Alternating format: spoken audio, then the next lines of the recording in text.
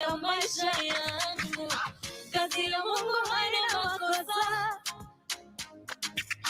Ingekuwa binadamu wanatoa ningekosa. Kazi ya Mungu kweli haina makosa. Ingekuwa binadamu wanatoa ningekosa. Sio chuchu, ni maombi. Asanteni sana, ni maombi. Si kelele, ni maombi. Ni maombi. Sio chuchu, ni maombi. Ni maombi. Si kelele, ni maombi. Ni maombi. Asante sana, asante.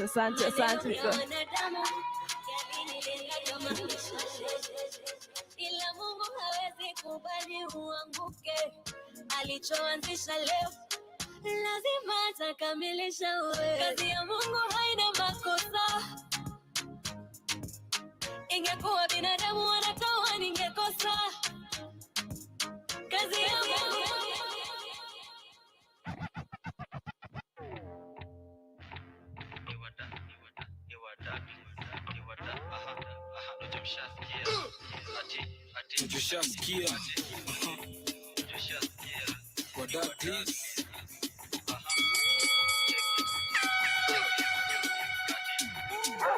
Tushasikia tukiingia niko blast kukwanga bado unachukiwa madam, so anguka nao itabaki meflow na vibe. Anguka nao koko single for now. Teta patika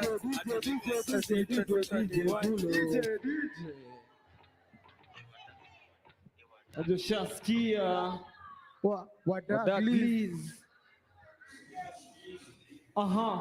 Tushasikia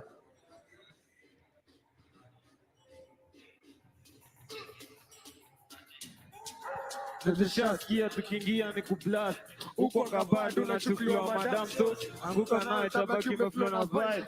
Anguka nao koko single for now. Mdagi mteja patikani hadi late night saa 6 ndo taniwai nikupin location na nikofana na hii sukate call niko chumba ya G. Ninajua utakuwa irizo hata ni kushow kwanza form ya Don nishashika mpoa atende chini kwa chini akiwa hadi na mimi sasa unasikiza City tuna feel free. Take a video na post pale NGC jina ni Kantel kurap si talent. Anguka nayo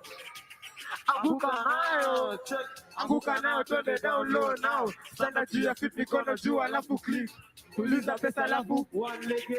Anguka nayo one leg check it. Anguka nayo anguka nayo check it. Anguka nayo kama uko na new catch. Anguka nayo kona new catch. Anguka nayo kona patina magwash. Anguka nayo round for now. Mdagi teta patikani kati late night saa 6 ndo taniwai. Anguka nayo anguka nayo na katika msupa weba juka cheza chini kikolezo maduta. Anguka nayo teacher. Anguka ndani matisho za wadaglis babe. Ama dali sabu serikali tamka asali. Unajua ni nani flow shati ki ndo nimeduka hapo dauni chi. Kutekewa kwa daily beat Mana zoko. Anguka nayo anguka nayo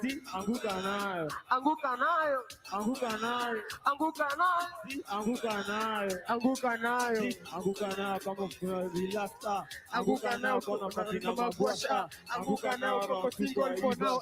Anguka nayo anguka nayo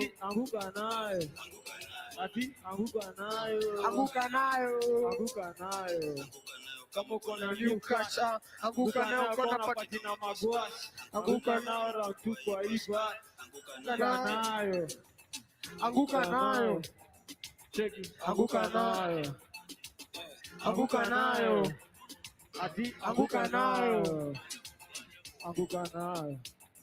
check it. DJ anguka nayo. A round of applause for the guys Anguka nayo. Thank you so much for your patience. We get into another session, a round of discussions as well. I'd like you to help me welcome my set of panelists on stage.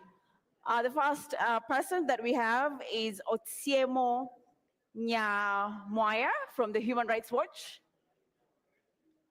Please, a round of applause for him as he makes his way up.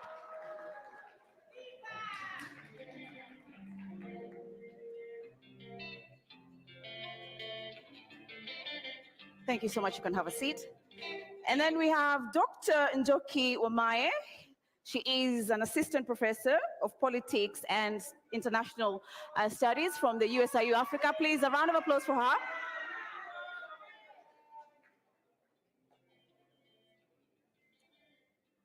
Kwani tumechoka kupiga makelele? Tumechoka? Tumetoka?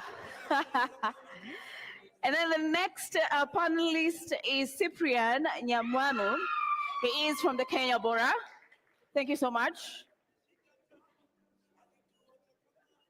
And then we have Boniface Mwangi, the human rights activist. We all know him. Please. I am Linus Moshigadi. I will be facilitating this round of discussions. Please, karibu sana. Linus. So I want us to begin from where we've come from in terms of activism in Kenya and what brought us to where we are here today. So I will begin from you, Boniface Mwangi. You have been an activist. What has been the changes, the journey, and what has been the difference with this set of protests that we've had in Kenya? The journey began in 1922 when a lady called Nyanjiro stood up on what is called known as Harithuku Road. And she told the men who are there, if you're not going to challenge these police officers, give me your trousers. And from challenging that, that was the first recorded protest in this country. And that particular day, I think over 100 people died, but the British never recorded how many people died. And Nyanjiro was killed on that particular day. And fast forward to today is that there's been a passing of the baton over the years to a level where Cyprian is organized via phones and in person, to where we are now organizing online, where people show up and say, you know what, online has become our public square, but now the public square is going offline. So you go online and say this is the issue, and you go offline. But I think the game changer is most of the young kids in this country are very angry about the state of the nation, and then they are fearless because they have nothing to lose. They are hungry, they are angry, they are unemployed. I was talking to some young people from the gate, and they're telling me, we're so broke we can't even date. You can't even have a girlfriend. You can't even make someone, you can't even think of starting a family because how are you going to feed that mouth? So when the president decided to bring the finance bill, and it's going to even tax those who don't even have jobs, they're unemployed, with this, it's called shift, this thing that is there, the anger just exploded. So where are we at? We are very hopeful as a country. Kenya has changed forever. Let no one lie to it, hasn't changed. That's where we are at. Kenya landscape has changed, and people have reclaimed back their sovereign power. We're in charge right now. And it's like you're trying to push out a baby. It's a very critical stage, because if you make a mistake, the baby might die and kill the baby, and the mother or one of them survives. So you must midwife this process very, very carefully, that is not carjacked.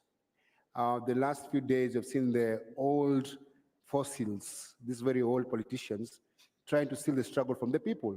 They're trying to own that space.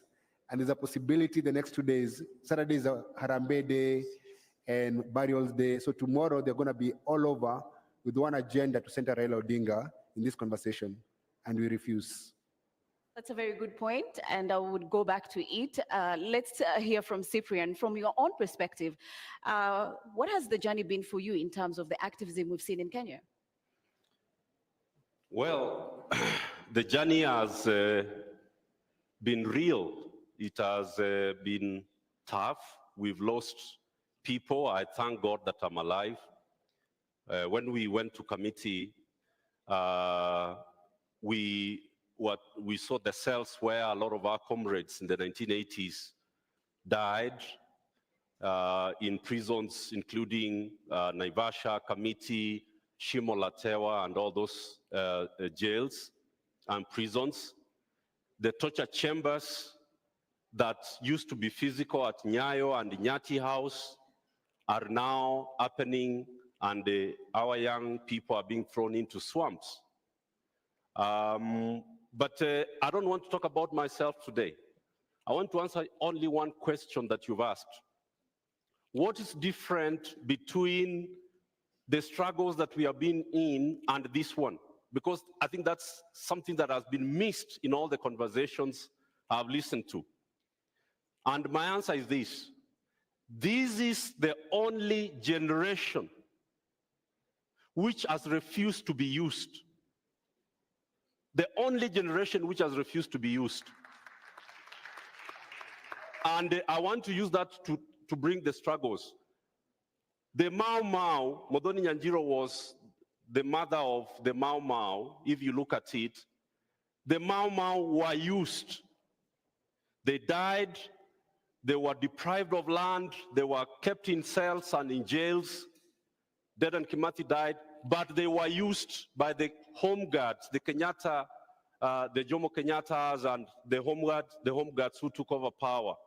Then the second liberation, which we died for, we went to jail for, to bring back Section 2A. We were again used. The people who took over power were not the people who were in the fight. Then comes the Kenya Constitution 2010, which the likes of Osieno and myself and all of us in Jokia invested our lives in. Who is the beneficiary of the Constitution of Kenya 2010? William Ruto. The one who said no is the one who is the president. Uhuru Kenyatta, who was against the Constitution, and Rigathi Gachagua are the people who are the beneficiaries of the Constitution. Again, we were used. This is the only generation since Kenya was established as a colony. Kenya became independent. We only have one generation which has refused to say, which has said, you are not going to use us. Raila every time uses dead young people in the streets to negotiate handshakes. 2007, the numbers who died 1,000, by the way, the number was more than 7,600, but we used the number that the government gave us. Then we went into handshake. Comes 2017, hundreds are killed. Power is shared. Then we come to 2022. Last year, you saw 75 died. They were used to form NADCO. The young people are saying there is not going to be another dialogue where you are going to use our deaths to gain power. So I have to give it to these Gen Zs, I have to give it to them, that they have stopped something tragic, treacherous that has been going on about Kenya, and this generation has said, no more using our blood, our sweat, and our tears to negotiate power. Thank you so much, Cyprian. Dr. Njoki, rallying on the conversation here, the journey, what is your perspective? Just something, and thank you. I'm glad we are talking about the journey, because the last 3 weeks, if you even try and get into any of these spaces, it's impossible. You don't have 100,000 followers to speak. So I'm happy we are here acknowledging also the journey. So, and we can look at it in 3 phases. Of course, before independence, Mau Mau and all the rest, like Muthoni Nyanjiro from 1922. Mau Mau is our DNA. Resistance is our DNA, right? Don't ever forget that. For us Kenyans, only 2 countries resisted the British or the French violently before 1970. Later we had the Portuguese resisting. But before 1970, there were only 2 countries, and one was Kenya, and the other one is which one? You know, I'm a teacher. Yes. Algeria. Yes. The liberation front in Algeria. In Africa is only those 2 countries. So, and it's because of the Mau Mau, and you know the guerrilla warfare that they fought. So resistance is our DNA.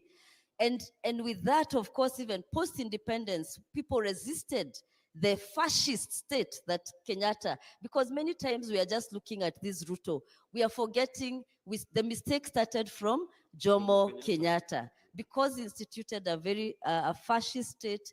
You know the many deaths that are still unresolved. And this politics of let's forget and move on is what got us where we are, a country where impunity is our DNA now, right? And so we need to look at that past from Kenyatta, the mistakes he made, and especially in setting up the structures of Kenya. Look at Tanzania with all its problems. Tanzania is doing much, much better in terms of politics. Kenya, we keep bragging about our economy. So what? The economy, if you don't have your rights, those chapter 4, the Bill of Rights, not just the what do you call it, social and political rights, but also the economic rights. But the social and political rights are the foundation that offer you the space to demand for the others. And the social and political rights, which are enshrined in chapter 4, they should be protected. We already have them. And that's why we are saying, for me, I'm saying, let's not get excited with his changing ministers, because they'll still come back. We should be looking at chapter 4 and chapter 6. Chapter 4, our rights. Our people have been killed. Young people have been killed. These universities where I also teach, they are quiet. You know, so till we have justice, till we have the killer cops arrested, till Kome is gone, you know, and those are some of the things we are saying must change. Then we can deal with, as we deal with the rest of everything. But having said that, it's a good moment. I think Gen Z is probably now what we can call the third liberation. This is I think we've now entered the third liberation. And the second liberation, and I'm glad we are here in this hall. Those of us who don't know, this hall is a very important hall, Ufungamano. And Cyprian is here. I've seen many other comrades who are there those days during the IPPG reforms and NCC especially, and the National Convention on National Convention Assembly Executive Exactly. That's where the Constitution of Kenya was changed, and Section 2A was repealed, and that's where we can tell off Zakayo and anybody else about why, because we fought for that constitution. And it's really sad that we have to keep fighting. That's why we need to have the right people in power, so that we are not fighting, so that it's people who also think like us, people who know human rights is part of state making. And I'm very glad, because that second liberation, first liberation was the Mau Mau and what they did, and the people who liberated Kenya. Remember, you need to also know who liberated Kenya, because the challenge is opportunists took over the real liberators like Dead and Kimathi. Second liberation, it is those people who fought for the second liberation of this country and the return of and who helped us get the constitution. And some of them are here. Please wave, because we need to acknowledge you. Please wave. I've seen some people, second liberation, Kegoro there, unanyamaza too. You know, thank you, comrade. Because we have to, many of us, especially the new Gen Z activists, we are forgetting the journey. When you get that pace, remember, this is a marathon. People have died, people have been there. What do we call them? The social justice centers have been killed on the streets, have been walking in the streets. Kina Mama Rahma, please, let's wave also. Let's acknowledge these people, you know, and all the social justice activists, Olal, Viva comrades. These are the people who have brought us to this moment. So let's not look at it as it's 3 weeks. Oh, now we must always carry that journey. And when you're given to that opportunity, remember those people. Thank you. Thank you so much. So let's tweak the conversation a little bit, and let's talk about the journey when we look at police accountability and brutality. Of course, police have been there throughout the journey in terms of the first liberation, as Dr. talked about. But with the new Constitution 2010, there was different expectation in terms of how they would engage the protesters. So Otsiero, take us through how the journey has been and how do we make police accountable? Thank you. My name, I'm called Otsieno Namwaya. I work with the Human Rights Watch, but I will also speak more broadly because I've been an activist since the 90s. First of all, last week or early this week, I had somebody say in Parliament, I think it was Danson Mugatana, that this is the third liberation. The second liberation there was in the 90s, and then there was the independence struggle. And I think it is broadly true, but I have a different thinking, because the second liberation in reality aborted. Picking up from what Dr. has said here, it aborted because if you look at some of the discussions we're having here, they were the same discussions, partly the same discussions we were having in the 90s.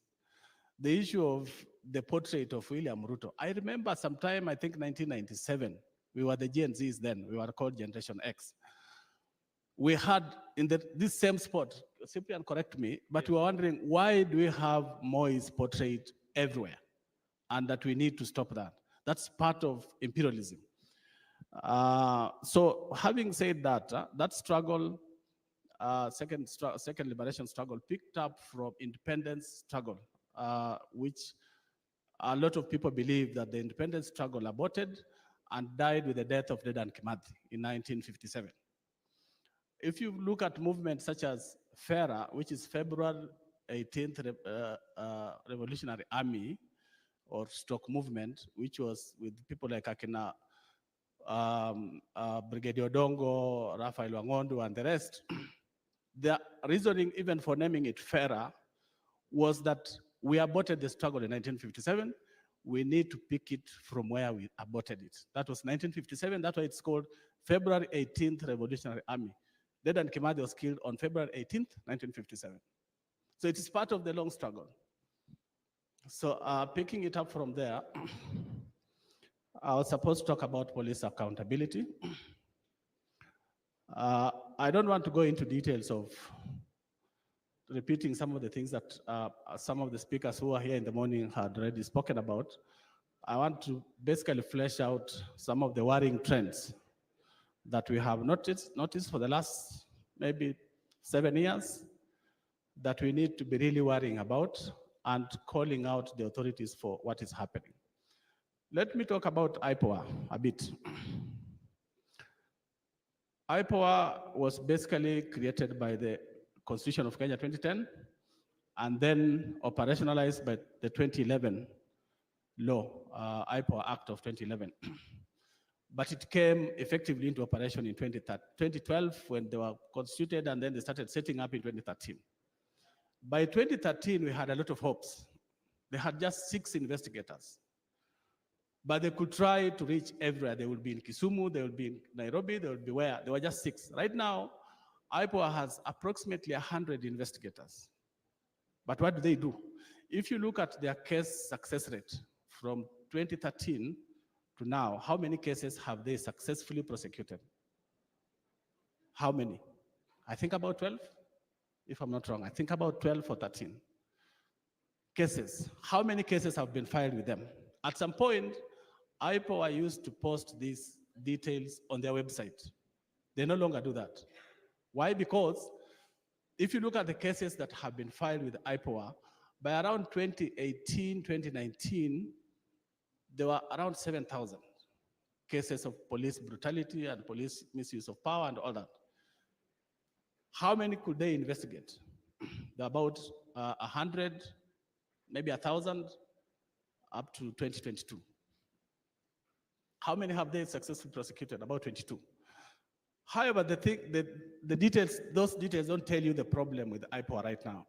IPOA was initially in the thinking of the 2010 Constitution and the second liberation, the issues we had, especially after the 2007 elections and the killings by police, was that we need a civilian institution where people can walk in and report police abuses so that people don't have to go to a police station to report cases to be investigated by the same police officers who have committed the offenses.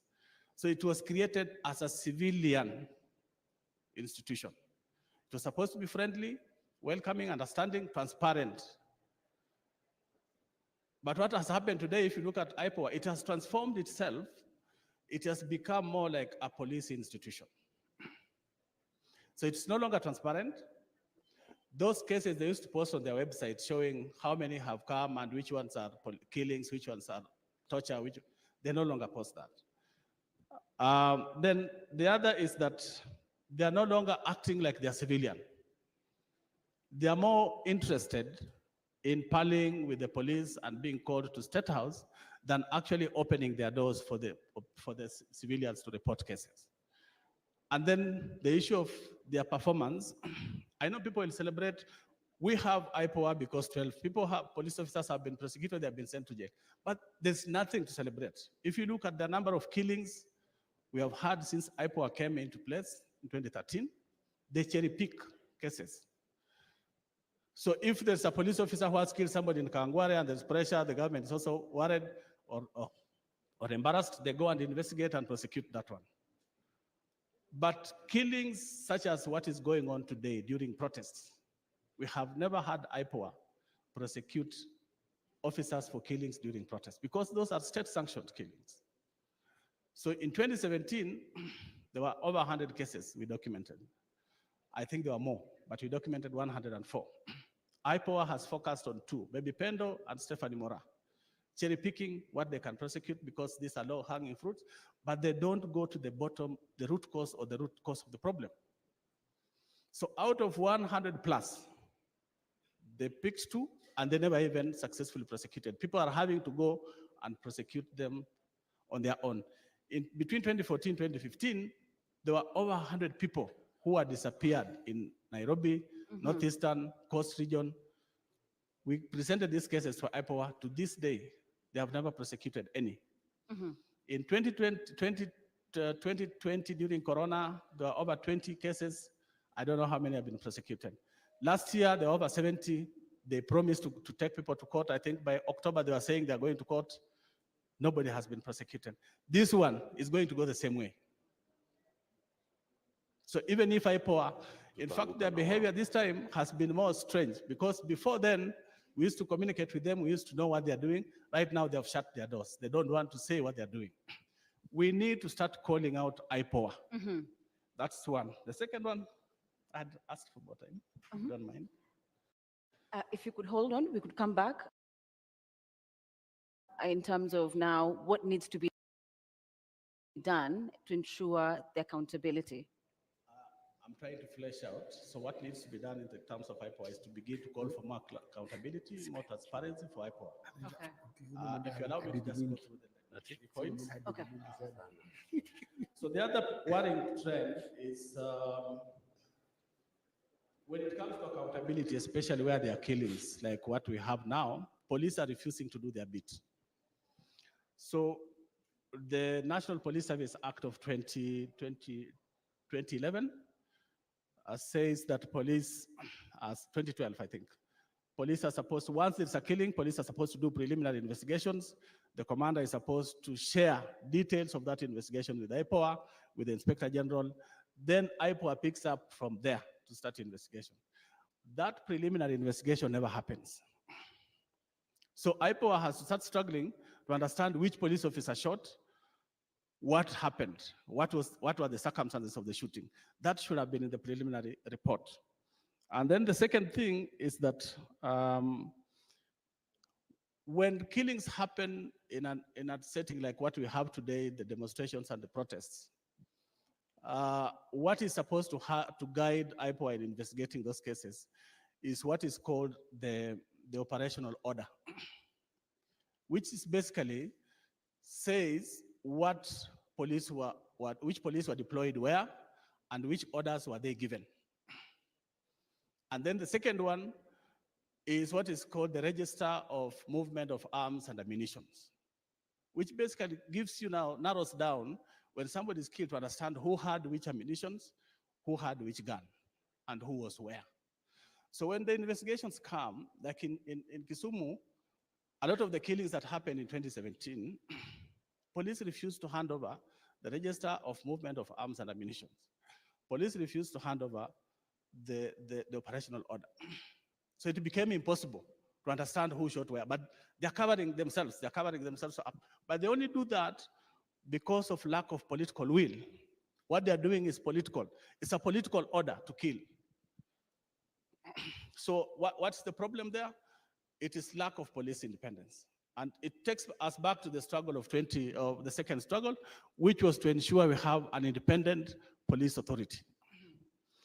And then the other is the issue of the new trend that we have seen from 2017 is the role of the hospitals and mortuaries. So in the past, you would go to a hospital and a mortuary, and quickly you get the register and get to know who has been brought in, who was shot, who was killed. And then you get to know their names and you get to know their injuries. Today, what they are doing is that they have created 2 registers. And that's why I was cautioning our colleagues in Githurai, don't say you have only 2 or 3 killings, because you don't know the killings. Or we went to Kenyatta Hospital and we found 3 bodies. You need to do more to understand how many people have been killed. Right now, I'm hearing people say 50 people have been killed. It's not 50. You don't know. Because what's happening in mortuaries is that they create 2 registers. So the front one is the normal one, where they put like 3 or 4 cases. So when you go to look for people who have been killed, they show you that one. But there's another police register where they have all the other bodies. So after 25th, the invasion of parliament, at City Mortuary, they had 6 bodies. And we're wondering, but how can they be 6 when even at parliament alone, we know that at least 8 were killed? And they refused, they just said 6. Later on, we came back and talked to the staff, and we realized there were other bodies being hidden elsewhere which were not in the register. And that is happening not just there. We saw it in Kisumu in 2017. They hide those bodies and they make sure you never get to know what exactly happened. We also know that sometimes they don't take those bodies to the mortuaries. In Kisumu, we discovered bodies, I think bodies were discovered in Lake Victoria, at around 26 bodies, 3 or 4 months later, after we had looked for bodies in JHRH, in Kisumu District Hospital, everywhere. There were no bodies, but they had been thrown elsewhere. Even this one, let us be very careful because we don't know where those bodies are. Thank you so much for that. Going back to Boni, you spoke about the opposition wanting to take this civic engagement that we've seen in Kenya for the last 4 weeks. What is your reaction? Do you feel they're bringing back the political rhetorics and reaping where it's not so? It's a betrayal of the people. So one of the constant factors in the last 20 years has been Raila Odinga. He shook hands with Moi, shook hands with Kibaki, shook hands with Uhuru. Now he's doing that with Ruto. But every time he does that, he betrays everyone who was involved in the movement. I covered post-election violence in 2007, and the victims were never compensated. I heard Cyprian say the number was like 7,000 people died, but the government claims about 1,200 people died. But there was no compensation and there was no justice. And the difference between that time and this movement is that one of the things that people are saying in the streets is that we must have accountability, and we must have justice, and we must have reparations. So we must compensate the people who have been killed by the police, and we must get the killer cops to be arrested. On Tuesday, we're going back to the streets to demand Kome to resign. But if you look at Raila Odinga, he has never demanded for those things. Every time he shakes hands and gets a deal, he doesn't talk about compensation for lives or justice for the victims. He moves on. He's a mercenary, actually. Basically, that's what Raila has become over the years. So yesterday I was in a space with his son, and I told him, go and tell your father not to betray his grandkids. Because basically the guys in the streets are actually his grandkids. I can be Raila Odinga's son because I'm the same age with Raila Jr. But the people who are protesting and leading this protest are 18, 19-year-old, 20-year-old kids. And they're saying, we got this. So I'm just telling the politicians, lay off these demonstrations and protests, let these people articulate their own issues. And the thing about dialogue, how do you go dialogue with politicians and it's the kids in the streets? And all they're asking for is the upholding of the Constitution. There's no new ask by these young kids. They're not saying that start new laws. No, they're saying the existing laws work. Implement the Constitution fully. That's where the fight is at. So our ask for everyone who is here and people who can talk to Raila Odinga and online and offline is tell him not to make this movement a barrier issue this weekend. Because what politicians do over the weekend, they go to churches and burials and try to set the agenda of the week. And what they're trying to, when they do that, they're deflecting young people and make them keep off. Because the reason why they're in the streets They think they're tribeless, they're partyless, and they're leaderless. But the moment someone's trying to insert themselves as their leader, you just spoil everything. So I think it is in bad taste for someone who's not in the streets. In this particular, the last 3 weeks, and people have died to come in and try to speak on their behalf. Those kids know what they want, and they're saying very eloquently and loudly, let them speak for themselves. Cyprian, from your perspective, you've been at it for long. Perhaps how does the protesters keep the momentum as it is and to ensure they're not divided by the politicians? Because that can be a mechanism in which now they separate this. Three things very quickly. The first thing is what Bonnie has spoken to. Be united around the issues, set the agenda, and what the Gen Zs have done is that they have published their agenda. That's the first thing you do if you want to remain united. That's very, very important, that the agenda is clear, you publish it, and you own it. They have even said that the leader is the issues. The issues are their leader. The second thing you do to keep a movement together is that you hold everybody accountable who is involved in the process and in the struggle. And the young people have managed to do things we were unable to do. I don't want to give you details, but let me tell you one story. In the year 2000, we were 1,500 of us here, and we only had 2 mobile phones, James Orengo and Munuve. And a priest, a reverend, I don't want to name him today, asked for Munuve's handset. He didn't know, don't name them. And he went out there to speak, but he did not know how to operate the mobile phone. But it was State House which was speaking to him. So when Munuve was given back his phone, he realized that it is State House which had been speaking to the convener of the meeting. That's why I didn't want to name him. And so you have to ensure that the infiltrators do not divide you. And that's why I'm really saying kudos to Gen Zs, because they have identified the infiltrators and they have ensured that they are flashing them out. That is extremely important. People should know, and what you've done, what they have done is really powerful, because they have even, moved out of people's YouTube and whatever, so that they pay the price. Which some of these things, we didn't have these things in our days. Finally, which is what I want to really speak to, the Gen Zs do not know how to deal with it. You are never going to go to the streets and you are not infiltrated physically. So in NCEC, in our struggles in NCEC, we established the self-defense teams, the self-defense forces around active nonviolence as the principle.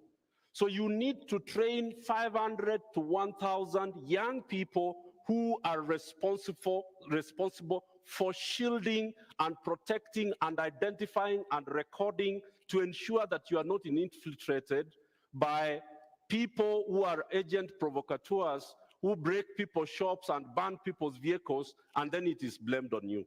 Thank you so much, Cyprian. Before I come to you, Dr. Njoki, I'm told we have Professor Kivutha Kibwana, former governor from... Yes, correct. So if we could have him, please, Professor, the floor is yours.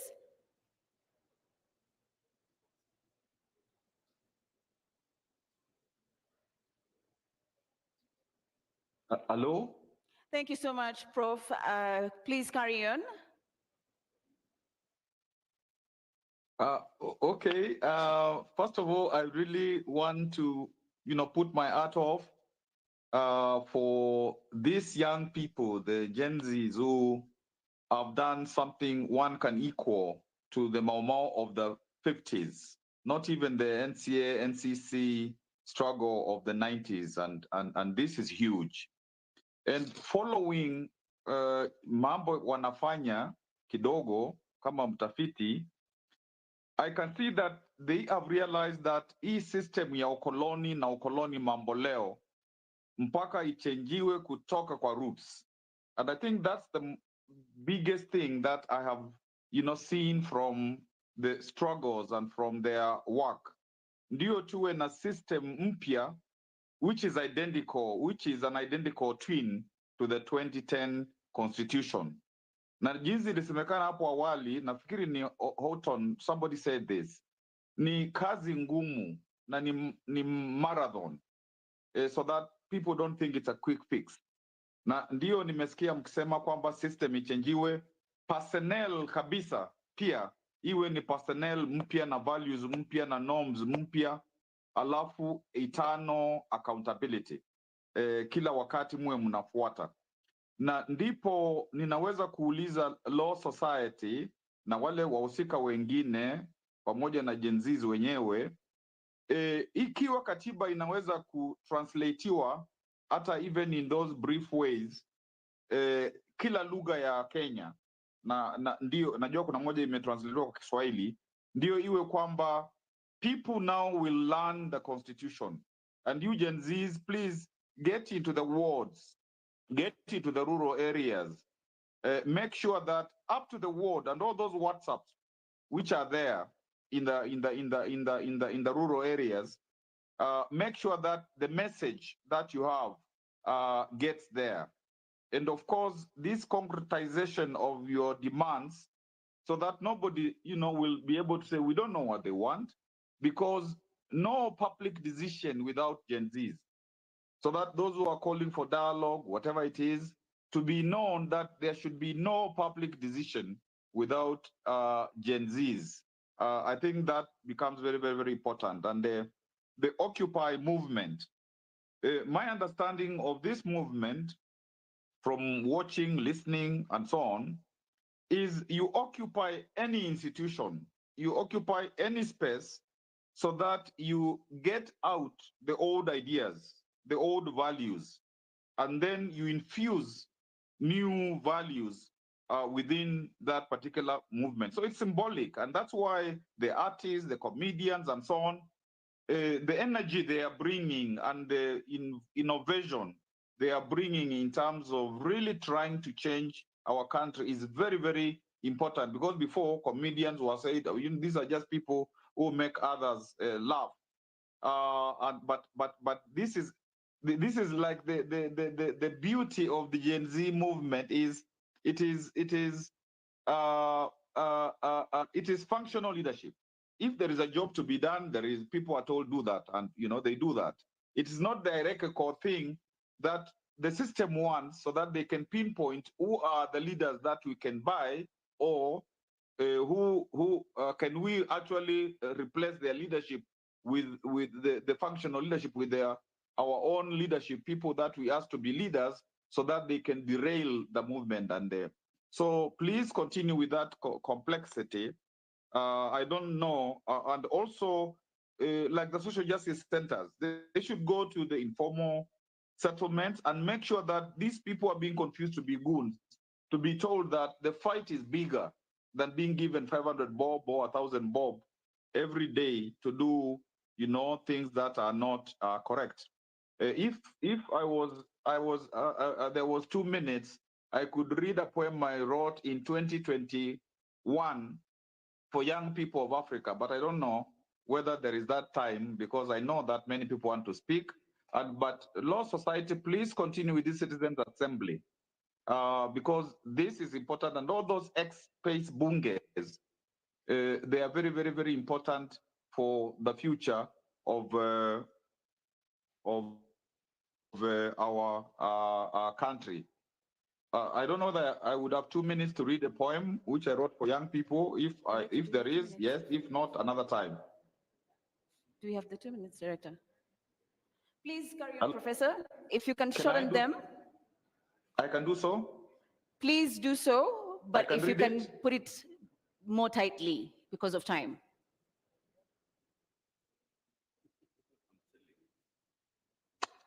Prof, can you hear Okay, me? okay, then let me read it. Yeah, I can hear you. What? Yes. Hello? Please repeat, Prof. I couldn't hear you. I was asking if I have 2 minutes to read a poem Please which do I wrote read. in 2021 for the youth of Africa, Youth Seed. Please go ahead.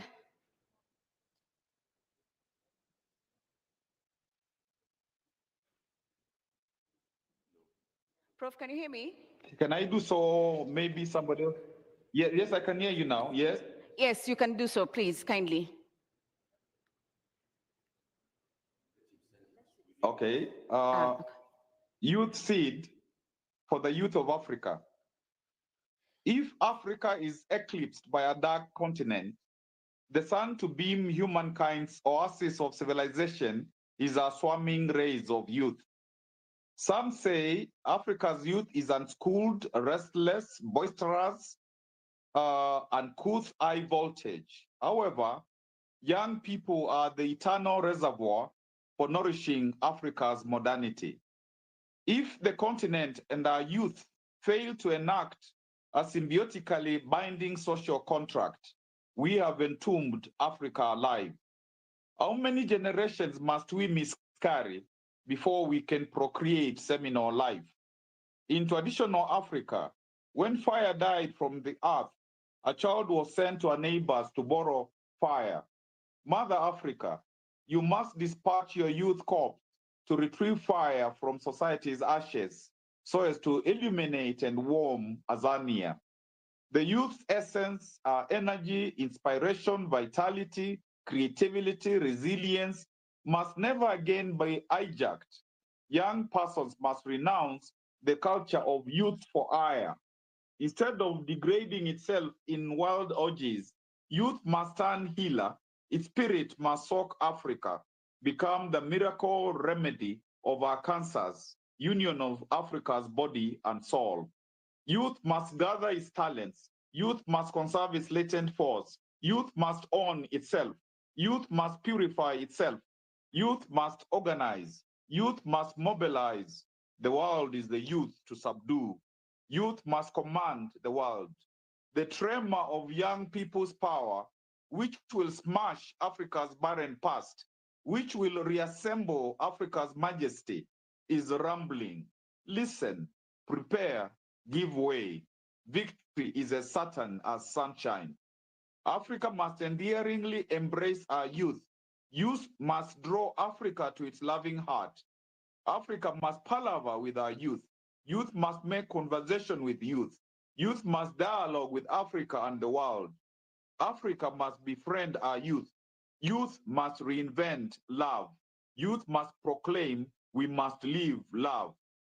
Youth must transform itself worthy heir of Africa's struggle tradition during its pilgrimage to Africa's bosom. Africa's youth must open its eyes to survey the panorama of opportunity as it prepares to awaken the snoring, lethargic proverbial giant. Africa's renaissance is youth renaissance. Africa's youth, the future is here. The future is the present. The future is now. Just to finalize, because it's long, youth must birth our Africa. Always remember, sacrifice, pleasure, pain, blood, and joy are companions of every noble birth. Youth of Africa, your Africa is waiting. Don't keep our people slaves any longer. Unchain their mind. Let them be truly free at last. Africa and your youth, where is your redemption anthem? Thank you. Thank you so much, Professor. Let's give him a round of applause. Thank you so much for your perspectives there. Before we round up, I'd like to get closing remarks from Dr. Njoki, and then from Boni, and then Cyprian, and then Namwaya, correct? Do you think what the president has done is good enough in terms of ensuring there is accountability, even as he forms the next cabinet? For me, as somebody who researches politics, and I have researched Kenyan politics for long, I do not think there's so much more that can be done. Remember, these are politicians, people. And now that's what I was telling people on Twitter. It's nice. Yes, we all wanted, of course, they get rid of the cabinet, but where are they going? Have you checked how much money they're still going home with? Has anybody even, no, if it was serious, they would have been told tomorrow morning, report to the commission that researches corrupt. I mean, what do you mean, the corruption? EACC, right? Nobody has been told to go to EACC and be investigated. So police reforms have not been done.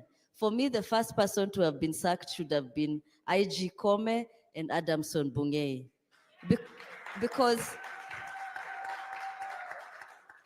and police reforms, if there's a country that is desperate for police reforms, is Kenya. You know, and not just police reforms, the whole security sector reforms. In 2000 and after now, the new constitution, a lot of money was invested. Even the British, I know they were leading in security sector reforms. What did security sector reforms do in Kenya? They were bought new uniform. Those days they never used to have those swanky knee pads and I don't know, all those maroon things they're wearing to protect themselves.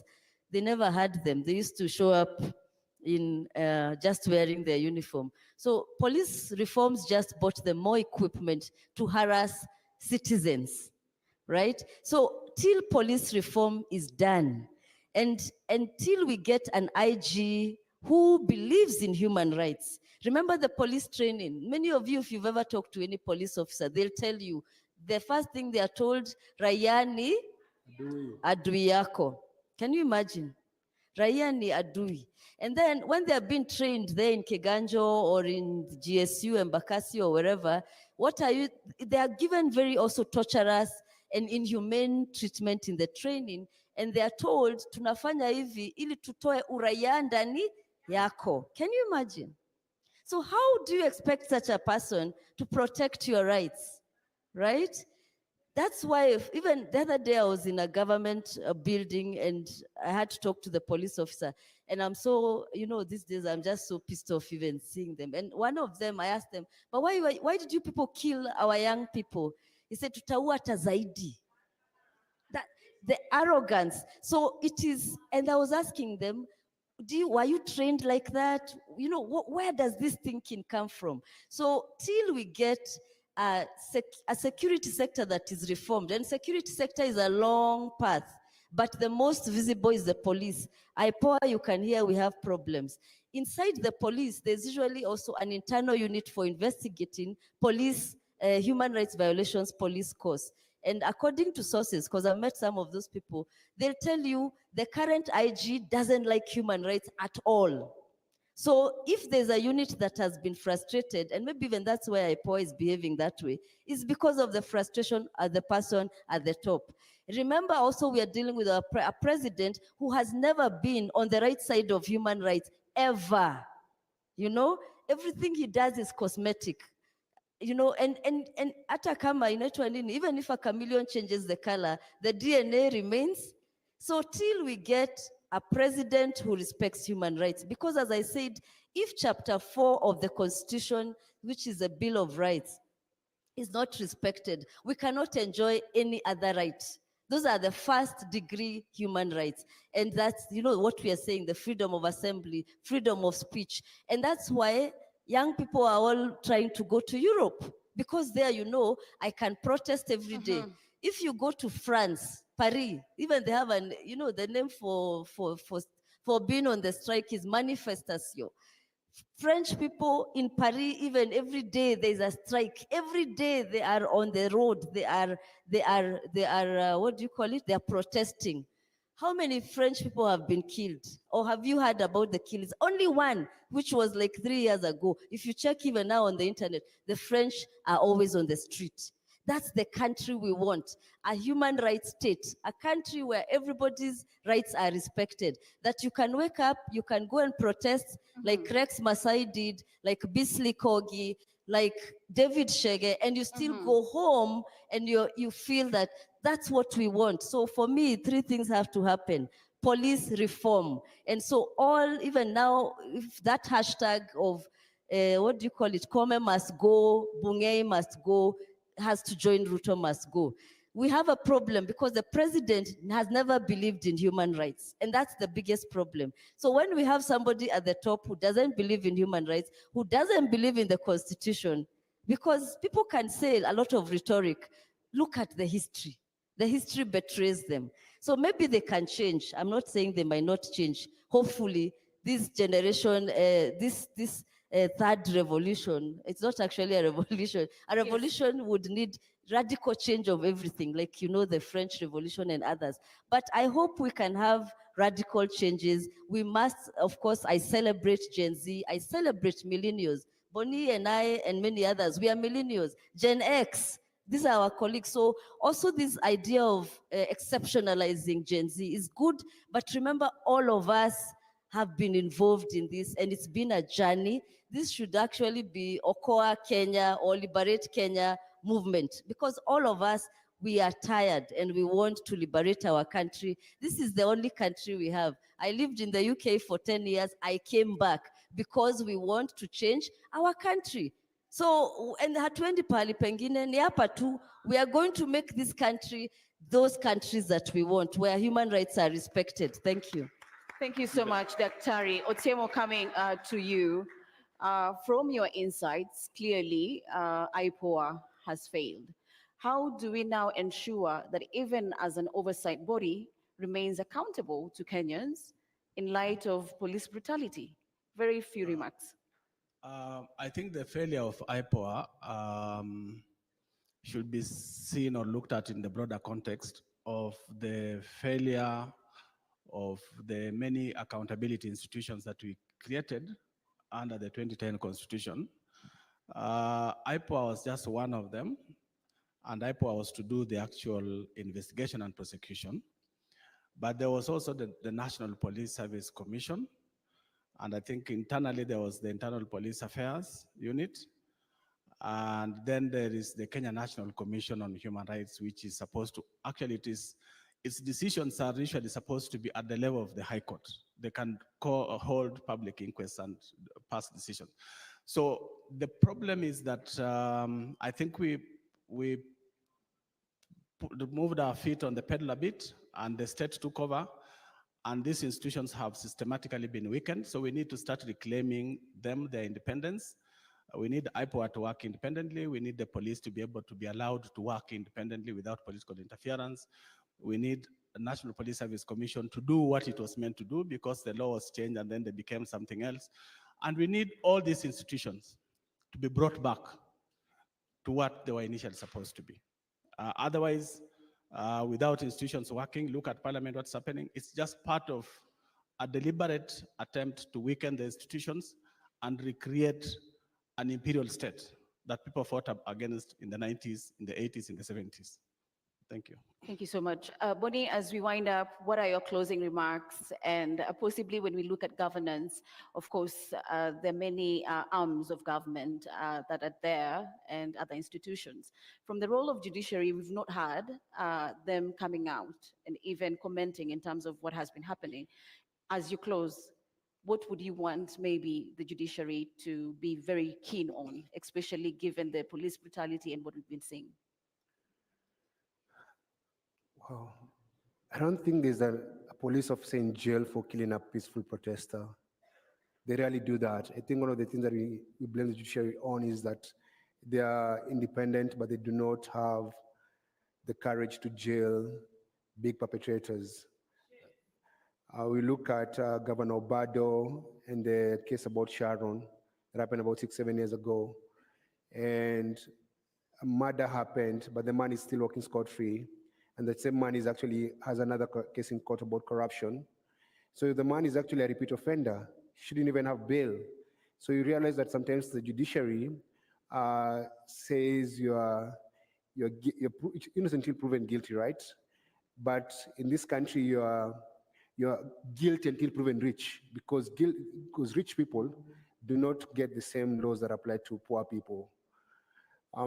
My closing remarks is actually that if we could get people to do their work that they're paid to do, Kenya would be very, very far. Whether it's Koome in her role as a Chief Justice, and the magistrate under her, the people in the police service, the people who work for the executive. The problem we have is that this country is run by one person, that's the president, and he calls the shots. So you find that a body like parliament is not independent. It's a rubber stamp for the executive. That's why when they passed the bill, they took it to State House to go, you pass your finance bill, it's here. And we need to teach those people who do that a lesson. The beauty of the past 3 weeks is because now we've taken back the power, we're going to set the rules and the tone on how they behave.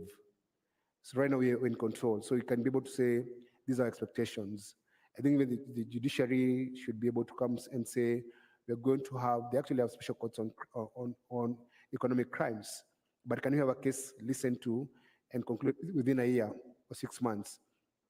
You have to realize the people who steal a lot of money are very powerful. Mm-hmm. And they learned something from Patney. Patney was able to buy the entire judiciary and the entire opposition when he stole Goldenberg. And by doing that, he made it easier for people who steal later on to steal enough to bribe everyone. I was just looking up about Anglo-Listen because of the killings in Mukuru, because Kenya doesn't have a proper forensic lab. But 22 years ago, would have bought one with Anglo-Listen money. Anglo-Listen money was stolen. The thieves were never convicted, but guess who was found guilty for defamation? John Githongo, the whistleblower. So you see how injustice the justice system is. So my prayer is, as we reform this country, we get men and women of integrity like our President Odhiambo, who you can believe in and stand and say that if she's in that position, you're safe. And it's very, very important. So the Kenya we want, power.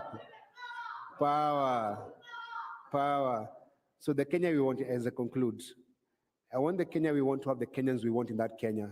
Kenyans who believe in integrity and who stand up for their rights. We are standing up for our rights. May we never sit down, ever. Thank you so much, Boni. Cyprian, as you wind up, what are your closing remarks looking at issues to do with governance? Because it doesn't end with the president. It also trickled down to our counties.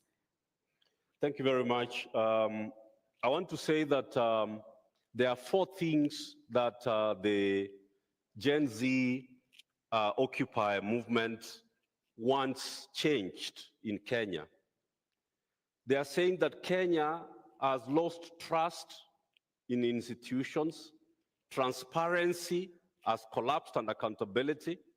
Number 3 is that discipline has gone, and finally respect has evaporated. Those are the 4 problems that the Gen Z movement and the Occupy movement has identified. They are not just about the presidency, but you've seen the occupation even of churches. Nobody's going to be spared. What do we do going forward? The sacking and the dissolution of the cabinet by President William Ruto is not enough. It is one of the 6 things that must be done. And just allow me to say what the 6 things are that Ruto must do before we can go back to the budget and the finance bill. The first thing was to sack cabinet. The second thing is that he must overhaul, change the leadership of parliament. There's even a court case I've seen to dissolve parliament because it is not constitutionally constituted. Number 3 is that we, and I hope Faith can hear me on this, Faith, we must establish a judicial commission of inquiry that tells us what happened during the peaceful protests. Who killed the protesters? Who burnt police vehicles? Who torched the county government offices from Embu to Nairobi to Kikuyu assemblies all over the country? A judicial commission of inquiry is a must. Number 4 is that all the security chiefs Kome, Bungei. But we are not talking about the Director General of DCI. That is the man who's killing our people. That's the man who is abducting our people, Amin. Why are people not talking about Amin? You were at Amin's office, he told you that he is not the one abducting, but he does not know who's abducting. So he must, that's number 4, and it's extremely important. Number 5 is that the military must be removed from the streets by going back to parliament and rescinding the instrument that brought them to the street. Number 6 is that we must be allowed to recall all the members of parliament who said yes. They must be recalled. They must be recalled. After we do those 6 things, the list of 14 irreducible minimums will kick in. Number 1 is that CDF must go. We are saying that we must close down all the offices that are chewing up our money. The Appropriations Act, the budget which Ruto passed into law, must be completely dissolved. We have rejected the finance bill, but we allowed him to pass his appropriations. So he is not worried. He has money and he has been allowed to spend. So he's not having problems. We must deal with the Appropriations Act. So going forward, the pressure must not be reduced. The pressure must be increased until everything is achieved that is on the list of the things that Ruto must do. Thank you so much. Thank you so much, my panelists. Unfortunately, we've run out of time. There is another set of panel. And Minocha has kept saying women. So many women, during the first week of the riots, you saw how many women came out, and young women, and it's sad that they've gone behind so in many revolutions or springs, after a revolution, women are put behind and then men lead. So we must not allow that. There's some discussion I'm seeing on Twitter, let's get rid of women reps. We have a quality problem for men and for women. It's not unique to women, right? We have a serious quality problem. Of course, if most of the KK members of parliament, it was business partners, people who invested in KK, even I'm sure some of the Azimio, but KK is where we have really problematic members of parliament. So it is not, it's a quality problem for men and women. And please stop singling women out as they were not, we just have a bad parliament. And it is now for us, many of us, don't forget, run for politics. Yes. Politics, if it's 2027 or it's after we recall them, don't just sit there. As you do the activism, you also register yourself, get into we need a political party of this movement. Because without that, those are the instruments of getting into power. We will just be talking and then so we need all these activists, and let's own that activism and take that. Can you imagine if we all went into government? We would change everything. So the pressure must not stop. That's what I would like to say. A round of applause. Thank you so much for sharing your insights there. Asante sana. Thank you so much. DJ, as we transit, a little bit of music. I'm being told we are getting into another round with a list of panelists as well. So you can leave the stage. Thank you so much. We have Tess Wavinya from... Yeah.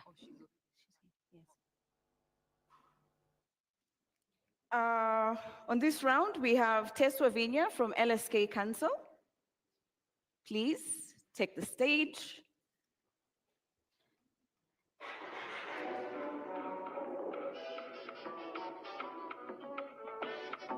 We have a youth power that, if not properly handled, can be a time bomb that can blow this country. Is Tess in the house? Thank you so much. And then we have Joshua Okayo. He is one of the victims that were abducted, and he is a student leader from Kenya School of Law. Please take a seat.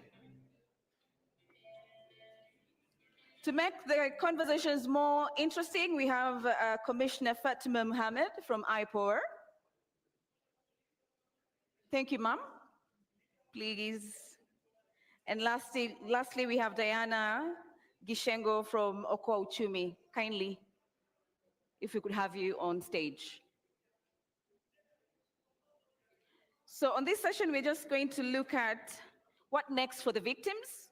What are some of the legal instruments there is for them to institute so that they can be able to get reparations for some of the atrocities that were meted on them. So thank you so much. Do we have Diana? Diana, please, if we may have you. Thank you so much. So we'll begin from Joshua, just from a victim perspective, having gone through the ordeal. What do you think will justify some of the atrocities that were meted against you? Thank you. Nothing will justify the atrocities meted against me. And all those other people, the young people who were abducted, some of whom have since been found alive, but others who have been sadly found dead. Nothing justifies such actions. So yeah, nothing. Okay. What are your first actions that you would like to get out of the way if you had that opportunity to institute legal actions? Really, I know I have the opportunity to institute legal actions. And I want to thank the Law Society of Kenya, LSK, under the leadership of Faith, President. You know, so many advocates have come forward to help, to support, and they are passionately seeking justice for myself and all those others who've gone through what I went through, maybe worse. And yeah, number one is we need to institute legal charges against individuals who are controlling the police force, those who are controlling the NIS, the DCI, Director General. I had Mr. Nyamwamu talking about the same. And after that, the victims also need to be compensated for all that they've gone through. And all that is going to be done in due course. I want to assure you that the team, the legal team at the LSK and all other well-wishers are up to speed, and this is what we would like to see happen. Number one, criminal charges against individuals. Number two, civil charges against, civil, civil matters against the government and those involved, so that then we don't just see them serving sentences, if at all they will. I hope they do. But then ultimately, we also get to get back to our previous state of physical and mental state. Thank you so much, Joshua. Tess, moving to you. As a body, LSK, are you looking forward to possibly institute legal actions? And what are some of the support that you're already giving to these particular victims of police brutality? Because there was issues of psychological trauma, especially for the victims that underwent the brutality. Yeah. Thank you very much. Well, allow me first to state that in our country, we have the Constitution. And in the Constitution, it gives guidelines on how the government is supposed to work from the powers that has been delegated by the people. They do not have the sovereign powers. And it's also from there that such bodies like LSK are formed to keep checks and balance to the government. Now, as you've asked me, what are the measures that have been taken? as LSK, our first mandate is to uphold the rule of law. When you're upholding the rule of law, we're reminding the government, the current regime, which is trying to do and act on its draconian acts, that justice is our shield and defender. And it is not a cloistered virtue. And that's why we called upon our young members to go on the streets pro bono, to live billable hours, so that we help those whom were peacefully assembling to protest and they were arrested, abducted, and taken to police station or detained in places we don't know.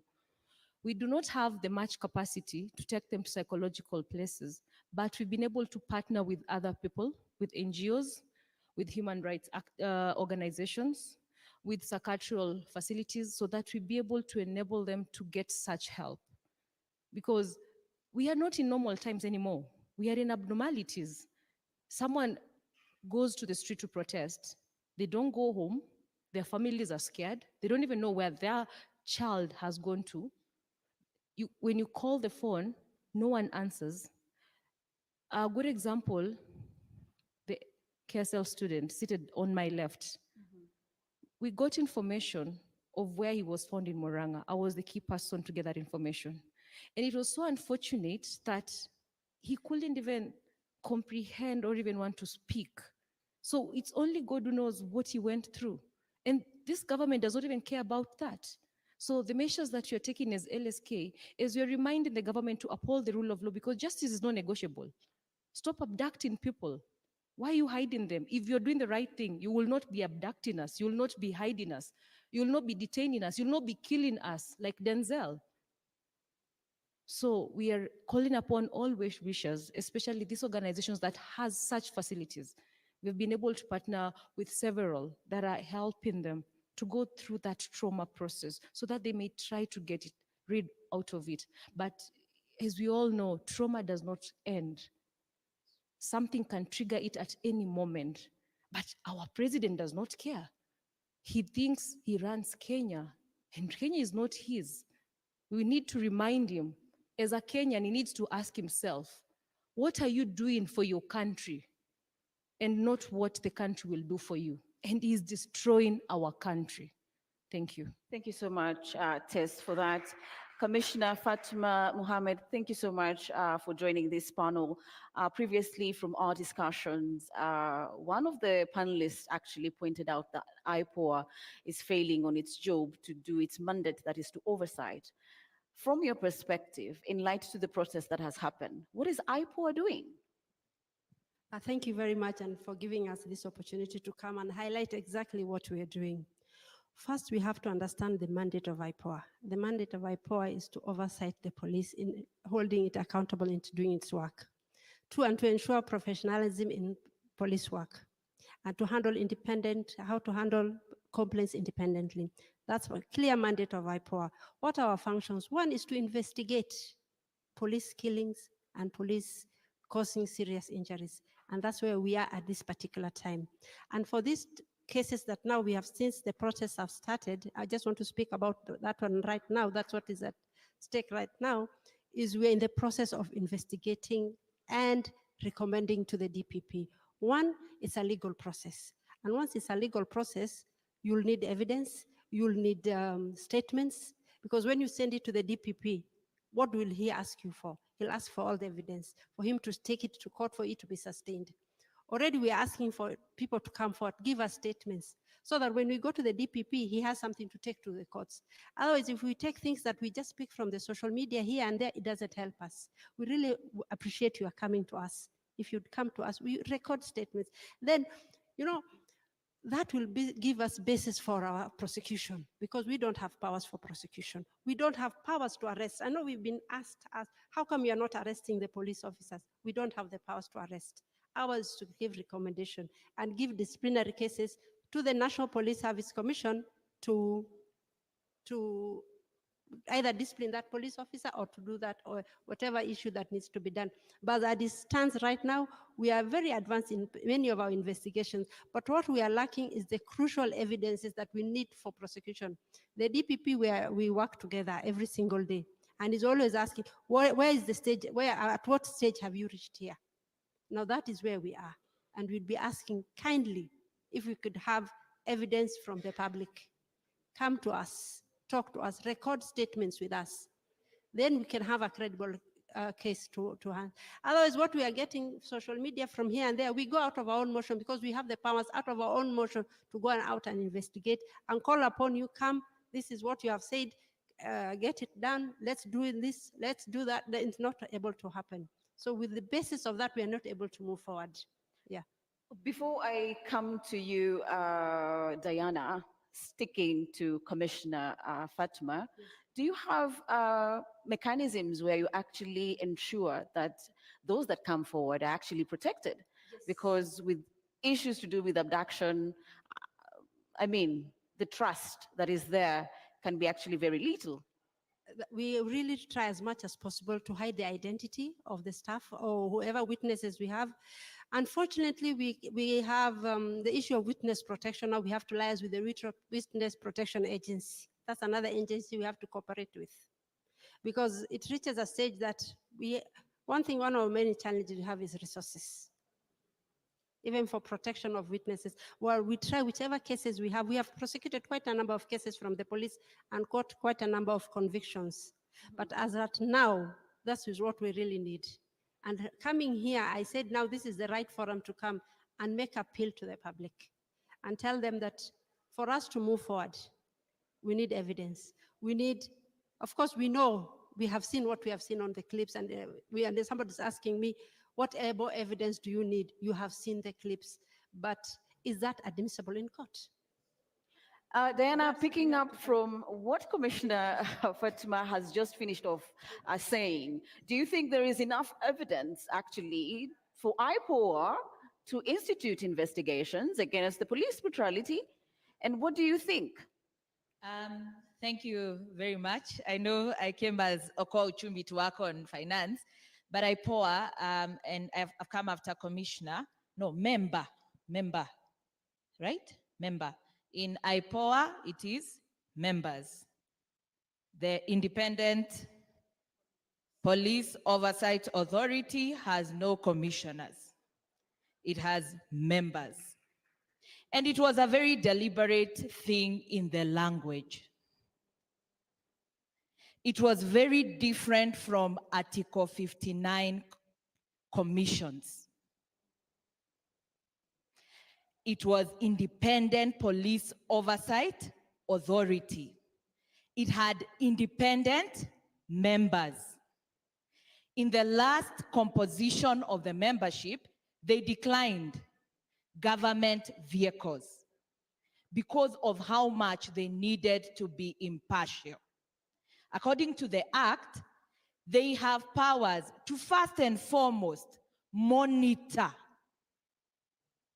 not investigate, monitor. So as Gen Zs and Kenyans are reporting about incidences of police brutality, IPOA has a legal mandate to monitor. We ought to have seen their statements before anybody else. They have full powers to investigate and move straight into a judicial inquest. Where is the inquest so far? Bodies are lying in mortuaries with police bullets. What else do you need? What else do you need?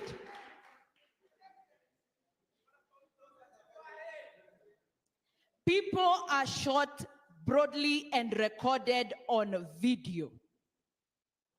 Journalists, local and international ones, ask, give us the video. They are given. IPOA, what do you want? Aren't you complacent in this particular situation? I think at this particular moment, not just IPOA, all independent bodies must know they act on behalf of the people, not the president. The hesitation we are seeing is because of the co-option of IPOA by the executive. Trying to please NPS. You do not refer cases to NPS. You make final recommendations.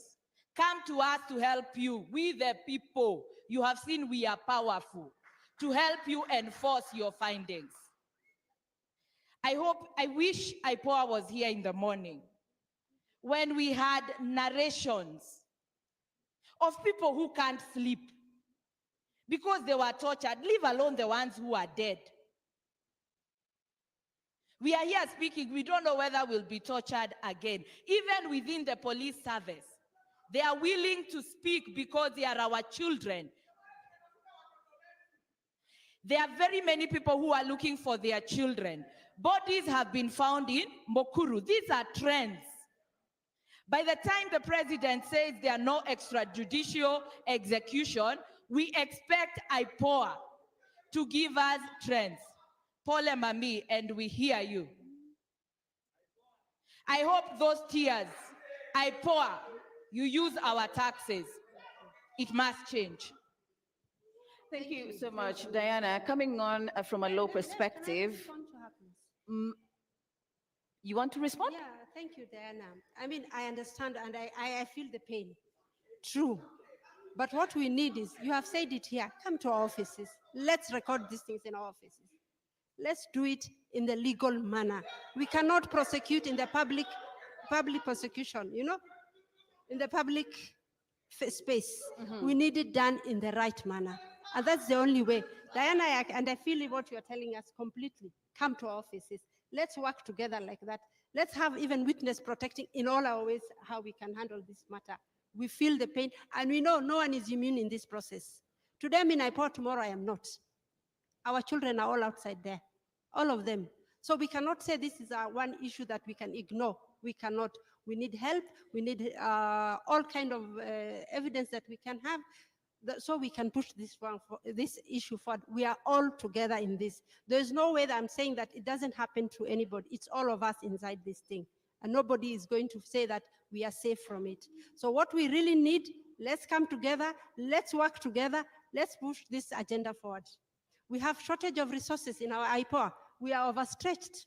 We cannot be in every sector, but if we partner with social justice centers, if we justice with everything else, we'll be able to move forward.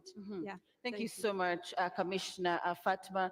Coming back to Tess, if I may have your attention, Diana mentioned an inquest, and there is the issue of reparations. Is it enough for people that were tortured and even experienced the impact and the effect of the protest to get justice? Is it enough? Thank you very much. It is not enough because it is not being done. If I may retaliate, the mission of IPOA to conduct impartial and independent investigations, inspections, audits, and monitoring of the National Police Service to prevent impunity and enhance professionalism in the interest of the public. We the people, the sovereign of this country is we the people. When that inquest was supposed to be done, they are not doing it. They are telling us to go to their offices. We are in an era of social media. We are not in 1972, where when someone is brutally killed, abducted by the police, it cannot be seen out there. Bodies are being found everywhere. Today, bodies have been found at Mukurwa. Are they investigating? Are they acting suo moto? Yet it is an independent body that can act suo moto to process those inquests. Are they doing that? She's saying that they don't have the budget. Have they come to the Mwanainchi to tell us that? Are they waiting that when we need them, it's when they come and tell us that failure? Why are they not doing what they're supposed to do? It is not enough until it is done. Thank you so much. Joshua, coming to you, you are a victim. What support do you need, not only you, but also from your family, because they experience the whole ordeal even as you get abducted?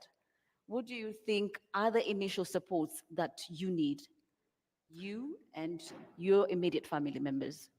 Thank you. I think before I get to the question as to what support I need, myself as an individual and the family, let me speak to this issue just a little bit. A few days before we got to Thursday, the second biggest protest, so many MPs in Parliament were saying that these are photoshopped, photos have been photoshopped, and these are not real figures, these are not real protesters. These are just, young people from young children. They were actually calling us kids from middle-class families who, with Uber and iPhones and everything. Until they saw the real deal on Tuesday, the 25th of June. So there's that illusion at IPOA. They're still imagining that these abductions are not real. They're still imagining that, these people go missing and then they are found dead or some found tortured. These are just jokes, all right? Even with the bullets in people's bodies, they still think this is a joke. Or they think there's a special group of people somewhere that are not the police or that are not being, patronized by the government that are doing these killings. So the IPOA live or they are working, I don't know whether they're working really, under an illusion that these are false abductions, these are false killings, and probably I think in their heads they think no one has been killed so far by the police. Because they want the victims, all right, to present evidence. They want the victims to come and report. How can a dead person come and report at IPOA? How can a dead person actually come to you to report? Today I've seen they've given about 14 names. I've seen the post they made about 14 names calling us to, I think I was one of them, to go and report at IPOA. Did you even mind that maybe some of us are not walking? I remember the first day I could not walk. When I was picked, I could not walk. I could not speak. All right? Or are you going to wait until all of us are fine, can speak, can walk, so that you start when everything is all cool and now you can hide behind all that calmness? I think it's time we just call them out. And all of them should go out, should go home. Now, as to the support, and I don't want to speak just for myself. I am very alive to the fact that most of the abductees have not come out to speak, which I understand. I also have a right. I should have been resting somewhere on the bed and trying to, to heal. Right now, someone is hugging me here, and someone can't hug you because your body is not yours. But I'm coming out because I know if no one is going to speak to this issue, then we shall be sanitizing the government by our inactions. So then it is just important that we speak. That is why some of us are coming out to speak. Not that we are okay, not that we are fine, not that we are fully healed. We are not. But because we want this in the heat of passion, when still we understand the importance of all these slogans we've been chanting, we have to come out. I am under the care of two people currently. And every once in a while, they come to check on me. Sometimes I shout in the night, something I've never done before. I don't know whether I used to do, but people who used to be close to me never told me that I used to shout in the night. The very first day when I slept, well, I couldn't catch sleep, but when I went to sleep, I fought someone who was sleeping next to me. Just woke up and fought. I didn't know this was happening. They reported to me the following day. I've had serious issues of sleeping. Sometimes I just zone out. All right? So, number one is we need to be supported psychosocially. We need to, of course, I've started conversations with some counseling psychologists, but I don't think all the abductees have a pleasure of getting such people. So it is important that this is brought to the attention of everyone else, that we need to be supported by counselors, counseling psychologists, psychiatrists, and everyone else who can support us mentally. Those of us who've incurred charges in hospitals. I remember the first day when I went to the hospital, we had some charges that we incurred. And afterwards, I've been going to the hospital. I've gone to the hospital like 4 times now. Every time going for reviews, every time going for checkup. And my left arm is still not functioning. Why? Because I don't know really why, but they can't find what's up with my arm, especially the upper part of my left arm. So such things, you don't really know what's happening. Maybe we are going to the hospitals where they can't get to know what's up. If we could just afford to go to a better hospital, all right, where such things can be checked, where such scans can be taken, so that we get to understand what's happening. Some of these people will be coming forward, and you may think they are okay, they are walking, they are okay, but deep down in their bodies, they have some injuries that they cannot show you. Also, I think it's just in order that the mental torture that we've gone through, and this is not a burden I'm going to put to the general public. This is a burden I'm going to put to those who are behind the abductions and killings. May we be compensated. Thank you, Joshua. Diana, coming to you, one of the things that I picked from Joshua is the fact that a lot of the victims are yet to come out and share their experience. And it's my belief, one of the many ways in which people begin to actually comprehend what happened to them and even begin maybe the process of healing is actually by talking. As an organization, and even as you join in the conversation, how do you think we can be able to bring out the victims to actually now share their own first account just as a way of getting that healing? I think this forum, after this forum, we are going to see many more people speak. Because one, my experience with all these processes of extreme violence, torture over the years is people self-alienate immediately. You can't believe what happened to you. And most of the time, remember, most of them were abducted and they were blindfolded. You felt so alone. So you want to stay there. But listening to one account, so for the victims who've come today and shared their account, they have opened the door for many more to start speaking. But we will organize as many sessions of solidarity, of counseling, of listening to every victim wherever they are. And allow me to acknowledge, I don't know your name, Mami, but we feel your pain. Tabitha, we feel your pain. Tabitha clearly is looking for her child who has been missing and took part in the peaceful protest. You can see her pain. There are very many parents whose children are missing. They don't know where to search, but you can't silence a mother who does not know where their child is.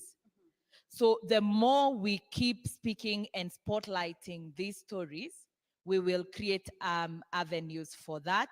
And I'm aware the social justice working group, police reform working group are creating all these spaces, and we hope we can reach out to the professional counselors group to take on this particular issue.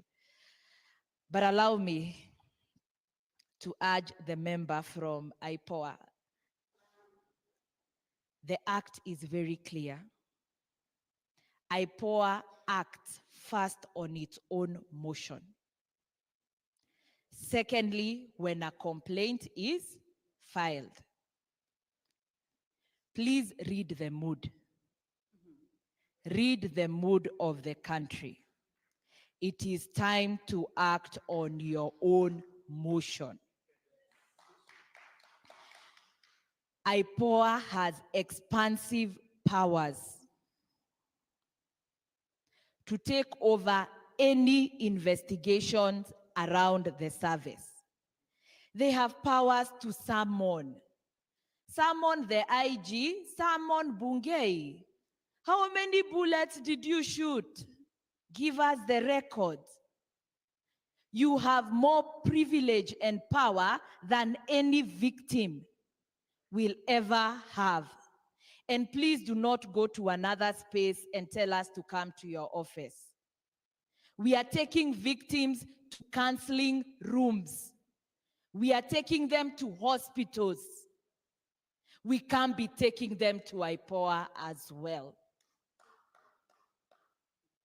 Please, IPOA in the past, particularly during the 2017 violence in Nairobi, in Migori, in Kisumu, gave us daily updates of police killings, of people who are missing, of enforced disappearances. We relied on their data to infer the trends. Surely, budgets may have been slashed, technology has grown. Organizations working in this sector, including the Law Society, they have data. Reach out, cooperate. Please, you have a place in ensuring that women like Tabitha get justice and their burden is lighter. Allow me to pause there. My world is the budget. Thank you so much, Diana, for that. If you may pick up the microphone, Commissioner Fatma, kindly, whatever Diana has brought out, you may answer as you put forward your closing remarks. The mic, kindly, the mic is not on. Thank you, Diana. I've Thank heard you you. very clearly, and the mood of the public we have had loud and clear. And we are working towards ensuring that all what we are asking is patience. And for true, I know time is not there. You're saying, no, there's no time, but time is there. Because at the end of the day, what do we want to achieve? We want to achieve justice. We want to achieve the person who is responsible, even if it's going to be the IG, and definitely it will be the IG who will be held accountable. That's a must. It will take place. Maybe it might not take place today, but it will. That is one to assure the public that we conduct very credible investigation, watertight. We want when you take to the DPP, he doesn't return it back to us. He doesn't say, oh, go fill this gap, go fill this gap. We'll come to your spaces. Please open up to us. When we come looking for you, don't hide yourself. Don't say, no, I'm not going to take. And we want to assure you very clearly that for sure, we will protect your identities in terms of witnesses. I know you're saying victims are dead, they can't speak, but they have relatives. They have, and we don't want to have dead people, to be honest. We are looking for a process that we all inclusive. You all support IPOA. IPOA needs the public support in terms of getting funding, in terms of getting all issues that are needed for us to ensure that justice is served. It will be served. Daily updates, we find like that if you release everyday statements, people will like, this is too much now. But we give you, since these protests have started, we have been releasing quarterly. I mean, every other week we've been saying, these are the number of cases we have. Up to our record, we have up to 39 dead. There could be more. We're asking for more space, for more information. We will come to you. If you feel that you cannot come to our office, Diana, we are ready to come to your to the social justice centers. We have our working MOU with LSK, very clear. We have signed one so that we can cooperate. We are looking for cooperation with members of the public. We are looking with cooperation for any institution, civil society. We have gone to Bunge ourselves, asking for more funds, more powers, because we are very limited. You're saying we have powers, yes, but it's up to a certain limit. We hand over the files to National Police Service Commission for disciplinary. We hand over the files to the Director of Public Prosecution to prosecute. Then he's the one to take it to the judges. But if we can have it ourselves, those prosecutorial powers, you'll tell me, okay, what else are you reading for? You go direct to the judges. Judicial inquest of inquiry, we've asked for it from the time of the Riviala bodies that happened.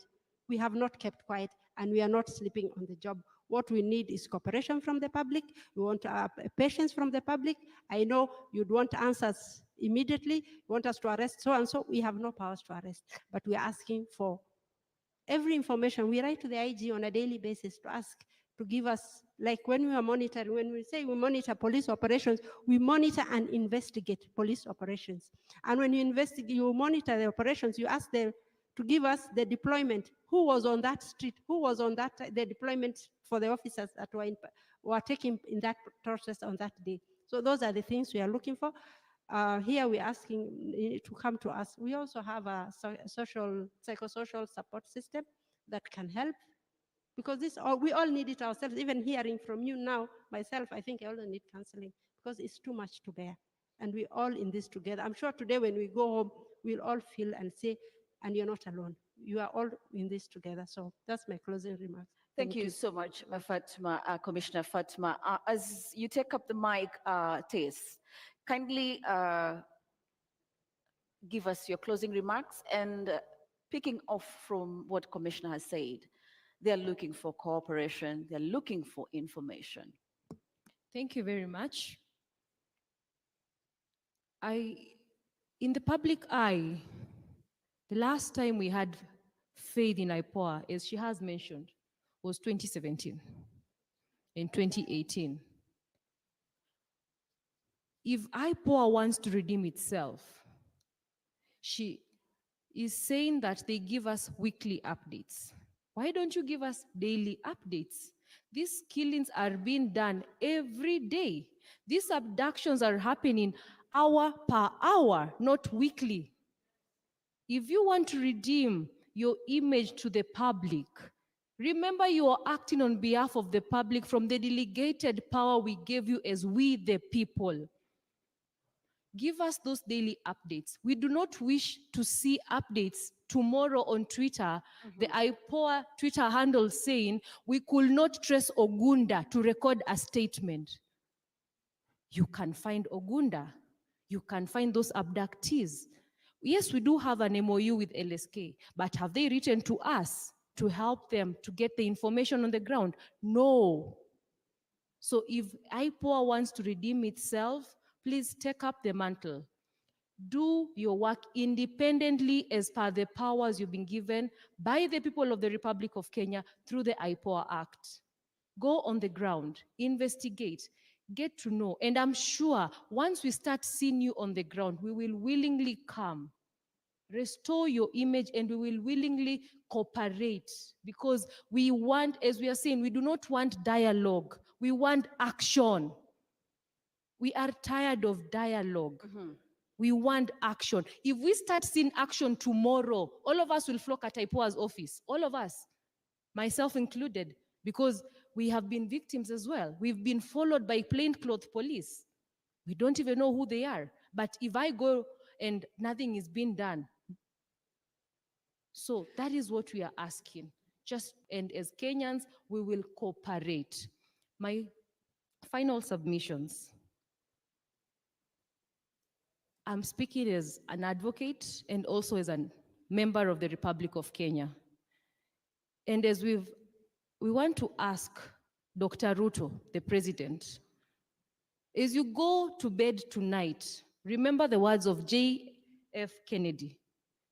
It is not about what your country will do for you. It is about what you will do for your country. And realize what the people of the Kenya are saying is what we want it done. It is not about you, it is about the people of this country. Thank you. Thank you so much, Tess. Before we come to you, Joshua, for your closing remarks, I'm meant to understand there are some burning questions from the audience. If we could get brief questions, briefly state who you are and your question, and then we could get the ball rolling. And to whom is that particular question directed to? So yes, Mama, let's begin with you. Okay. Majina zangu naitwa Tabitha Wanjiru Kailo. I'm looking for my son. Sijui kwenye yako. Simu imekuwa mteja from date 18. That's the last time we talked to him.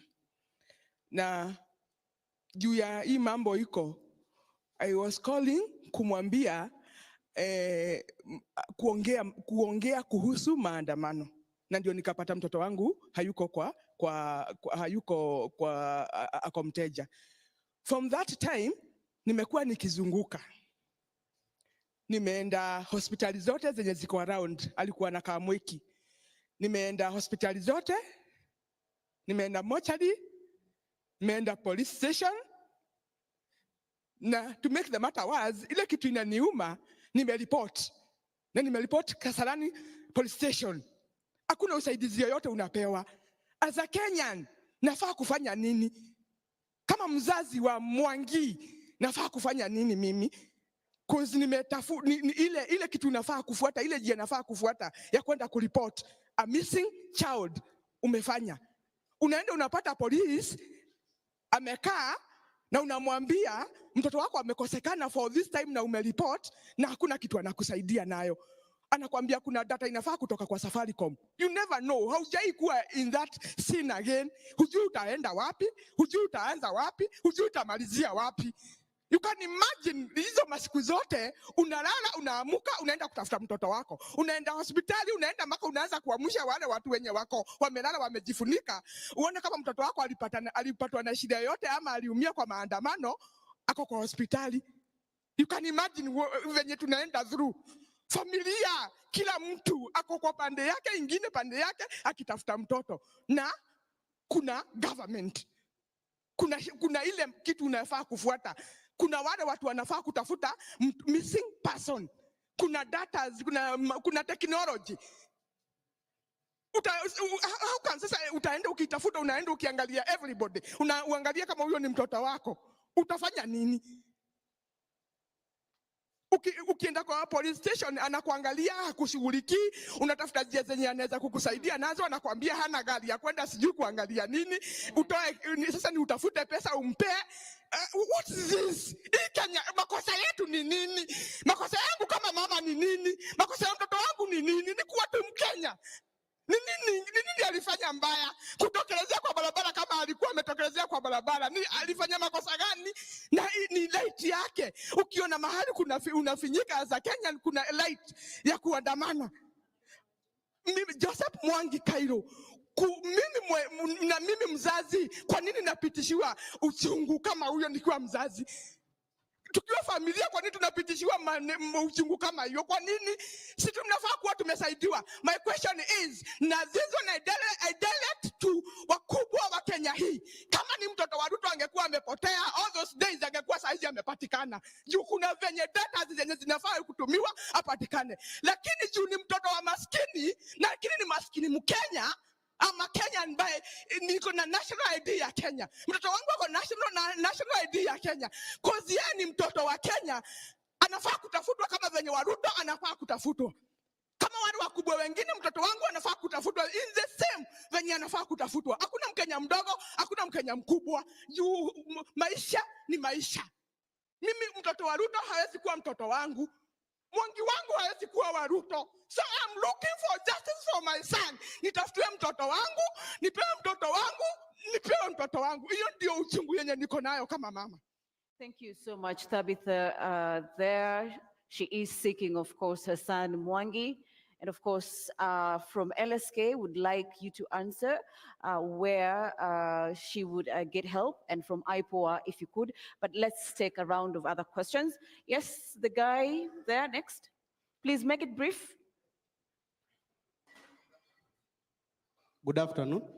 I'm Edwin Deda from Kibra, and I want to go on record as the person who rescued Frank Okoth, who was feared dead. And I participated in the demos as a person with disabilities for reasons known to me. My question to IPOA, this young man, as we talk, though he's in a quite stable condition, he still has wounds of 6 bullets. And with not trying to tell you how much harm those bullets has caused him, such families do not even have access to justice.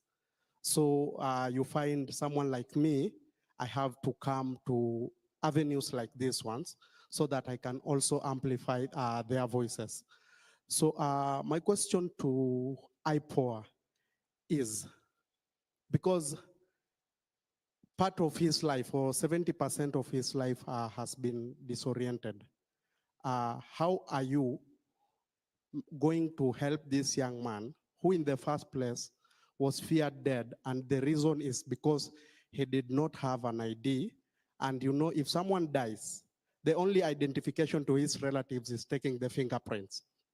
So when the police do their scans, they don't find him on record, and the country saying he's dead, yet he's not.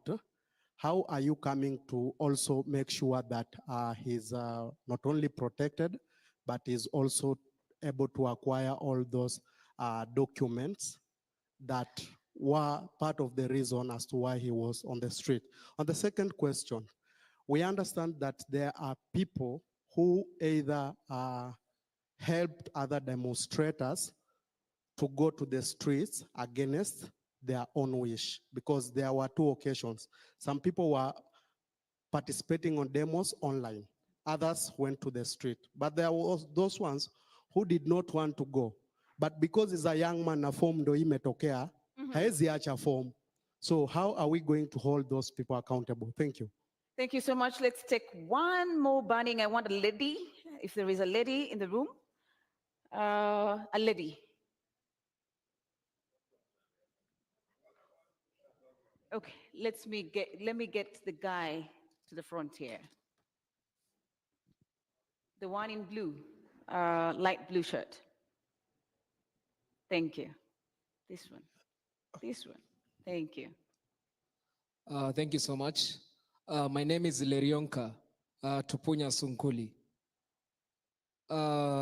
First and foremost, I'd like to say I'm very sorry to the mother who was just announced the loss of his son. And it's so much unfortunate. In our community, we are not supposed to shed tears because I'm a Maasai. But that mother has actually touched me. I really feel it bad when I see it's like my mother who is looking for me. Put on that shoe of that mother who is announcing the loss of her son. It is very, very painful. My question is, we have seen videos circulating, and I've attended all the demos of the killing of this Rex Masai. And the police have been masked out by the public, including the girlfriend, including his sons, the photos, but nothing has happened up to now. We have not even seen that police officer arrested. And we are here complaining that IPOA is doing something. It is totally doing nothing. My information that I'll close with it is to William Ruto. Take this information to the bank. We are waiting for you. God is also waiting for you. God is also waiting for you and watching for you. Charlene Ruto, please stop lecturing the youths. We have never seen any daughter or any son of a president coming to speak for the youth. Who are you? Go and nurse your injuries there. Thank you. Kindly, if you could just pass the mic here. Thank you. Please, let's make the questions precise, Yes. to the point, because we are running out of time. Please, if you may. Thank you. My name is Isaac. My question goes to the madam from IPOA.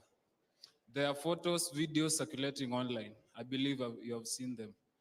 As per now, how many police officers have been prosecuted?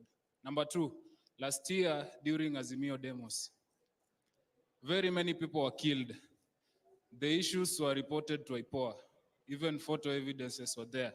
As per now, 1 year later, how many police officers are in court answering for killings of innocent protesters?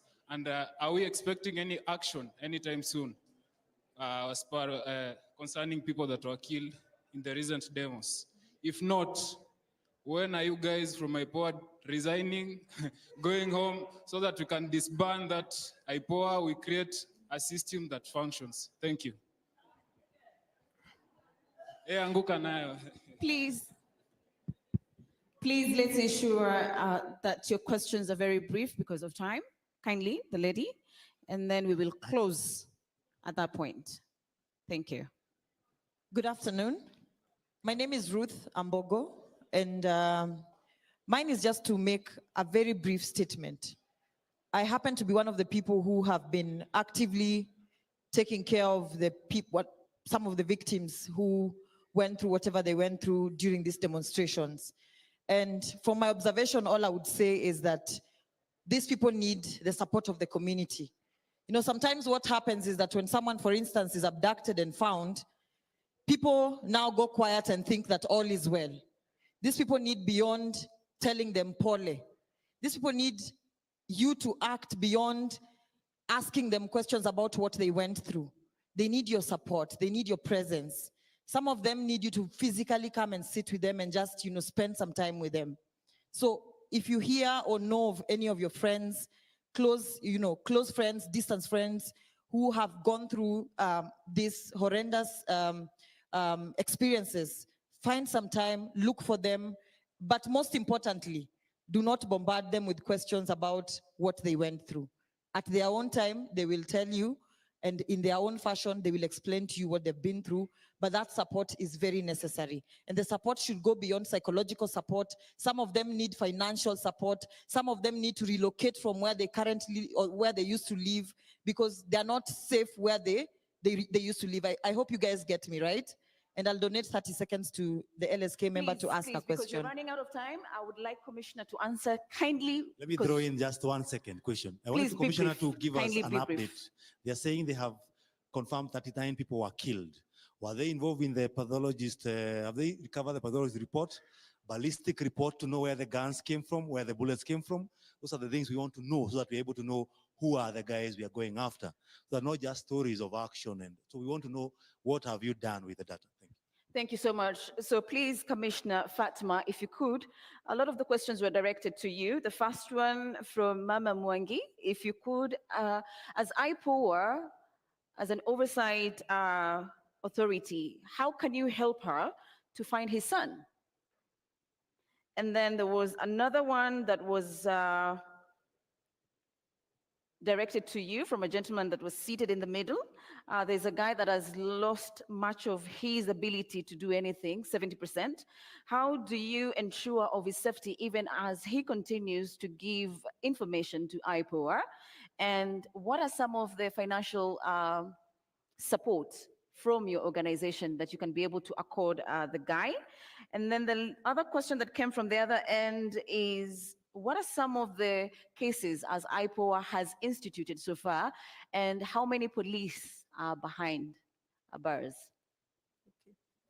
Thank you very much. Mama, I feel you. As a mother, I know what you're going through. And I just want to assure you that we'll work together. We'll see how best it is that we can help you so that we can also get your missing son. When it comes to the issue of Rex Masai, we have reviewed the clips, the CCTV cameras, and we find the suspect is still at large. We have done post-mortem, we are there. We are looking at the ballistics. You know, we don't even have labs to check on this ballistics. We rely on DCI. That's also another shortcoming that we have. So when we get DCI examining the same ballistics that they are using, it becomes a bit difficult. That is why during the task force of the Maraga, we recommended that the DCI forensic lab gets out of the DCI. It becomes independent. Those are the part of the reforms that we need as a country. For that way, we'll be able to analyze. So when we attend, we are not able to get ballistics. It becomes very difficult. What we're in the process and seeing how best. We have written letters to the IG to ensure that we get the correct number of details of what is missing in our report. In fact, the case of Rex Masai, we are almost closing in.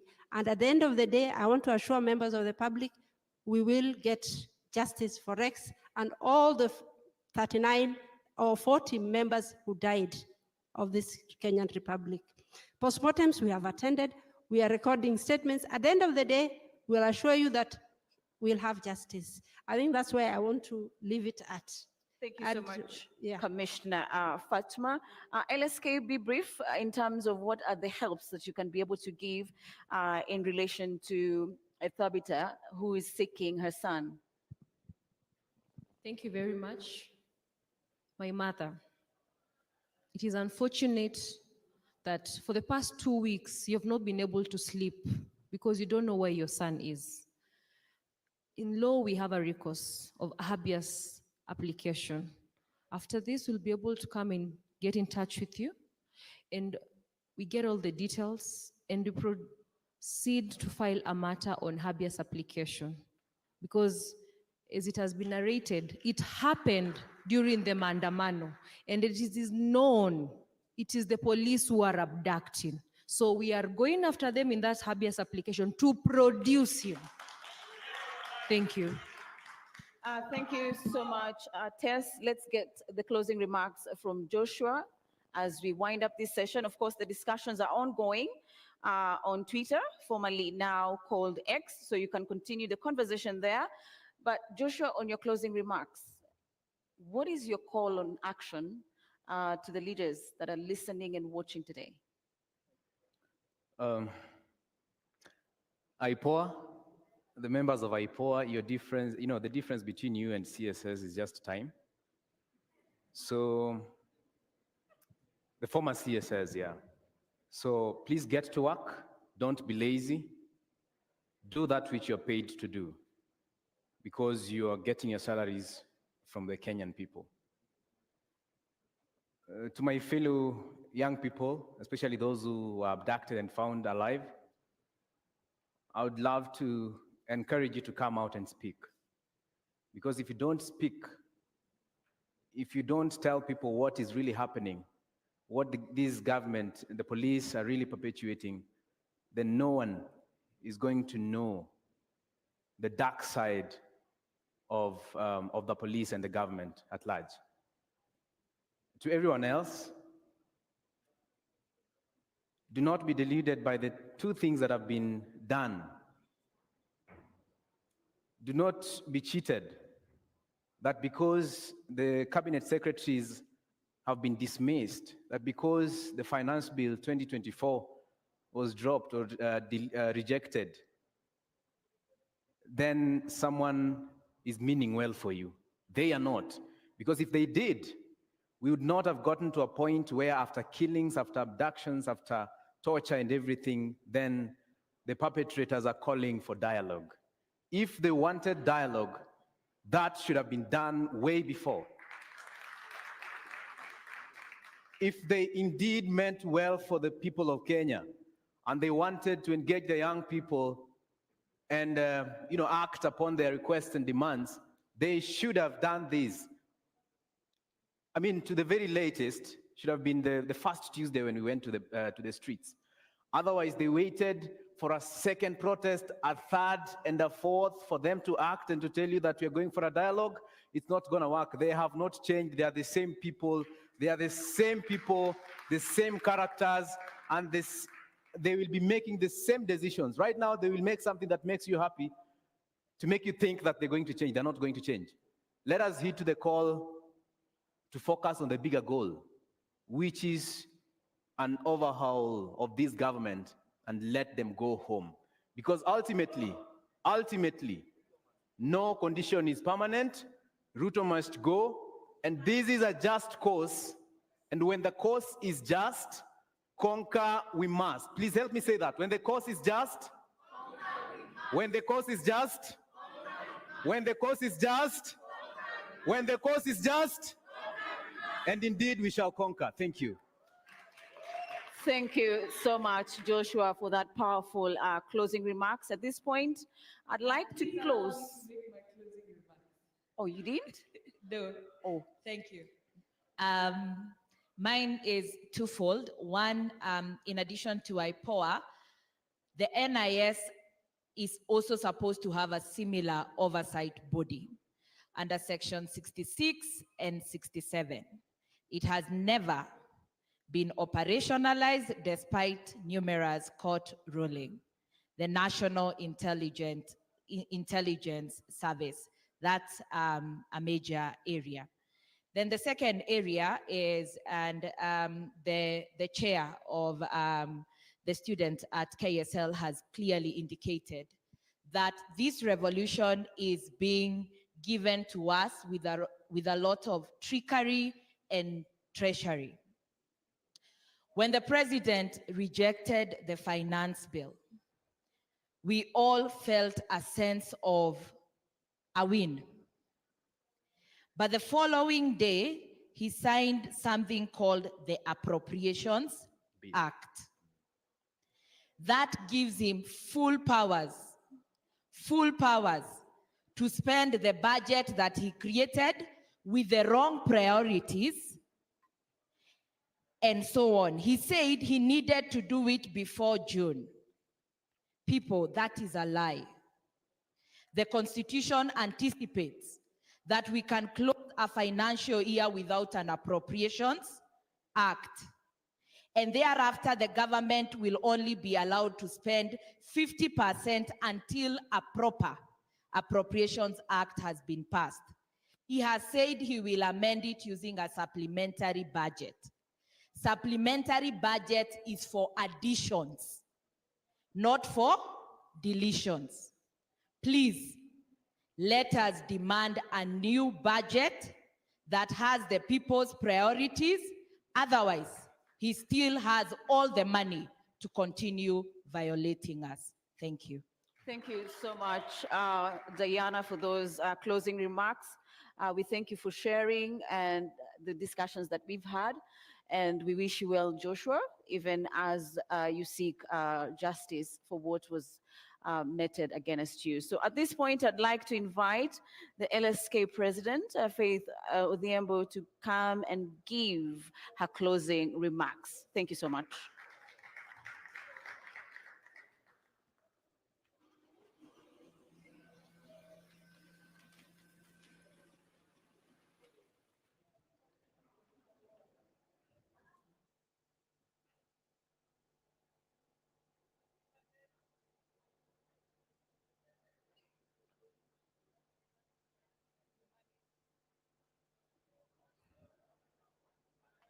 Thank you.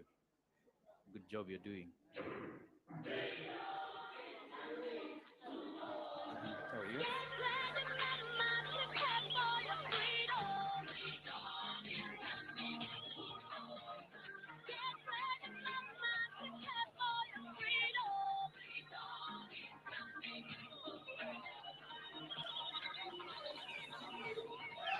And we want to announce the Inspector General of Police has resigned.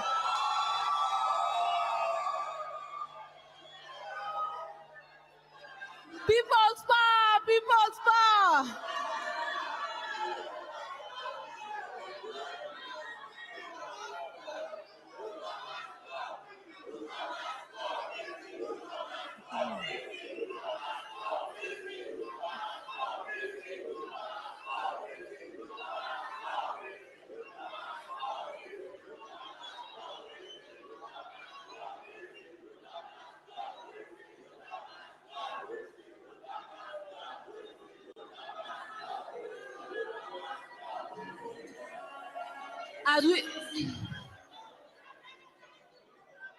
As we close, as we close, as we close, as we close,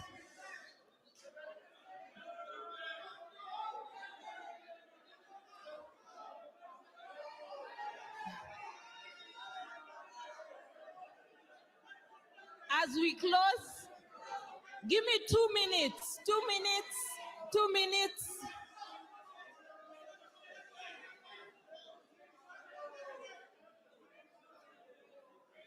First of all, I would like to say that the JQuat students are asking that the police to receive their petition against the murder of one of their colleagues, Denzel Omondi. And so they're asking that their petition be received that the police are humble enough to meet them, receive their petition for the full investigation onto the death of one of their very own, one of our very own, one of our comrades. We have seen the pain of a mother who is losing, who is missing one of her children. And so these are complaints that we ask all the police agents, take your work seriously. We seek that justice not only be done, but to be seen to be done. As we end this session for today, we have not, the Citizens Assembly will continue. We will collate what we have agreed today and share them as part of the views of the Citizens Assembly. We'll be working to come closer to each and every one of you. And our motto is,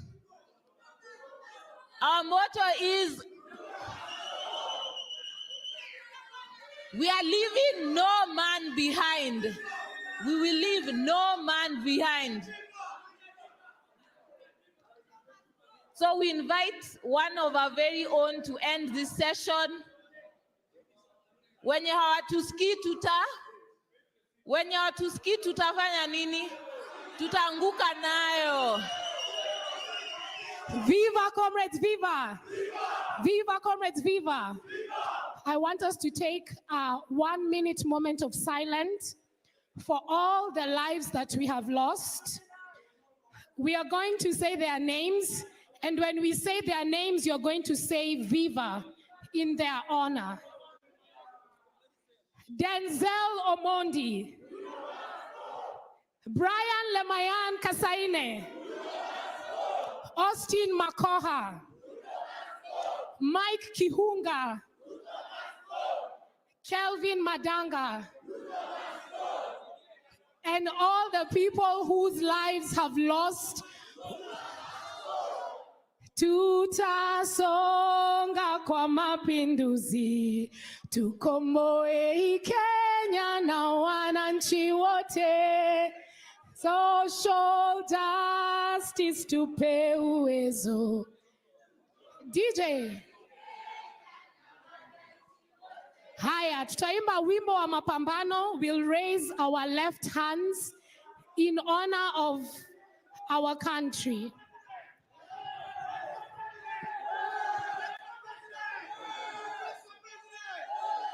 Kupigwa na kupokonywa maisha hakutatuzuia sisi wananchi kunyakua uhuru wetu na kia jasho letu na kia jasho letu.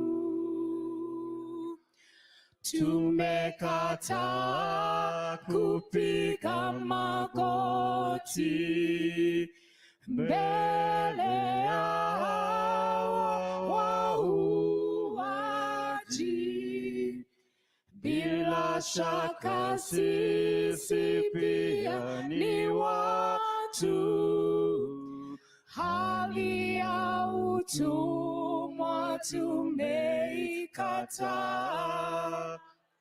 Hali ya utumwa tumeikataa. Tutanyakua mashamba yetu, tupiganie uhuru wetu, tuikomboe elimu yetu, utamaduni na viwanda vyetu, utamaduni na viwanda vyetu. Sisi hatutaki kudhulumiwa. hatutaki tena mauaji, ili kupe tuliangushe, haki na uhuru zichanue, haki na uhuru zichanue, na uhuru wetu wa Kenya, uhuru wetu wa Kenya, tupiganie mashamba yetu wa Kenya, mashamba yetu wa Kenya, tupinyakue, na jenzi wetu wa Kenya, na jenzi wetu wa Kenya,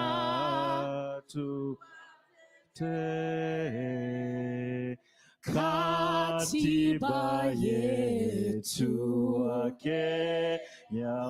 Kenya, katiba yetu wa Kenya, tutekeleze. Oleyo, oleyo, oleyo. Viva!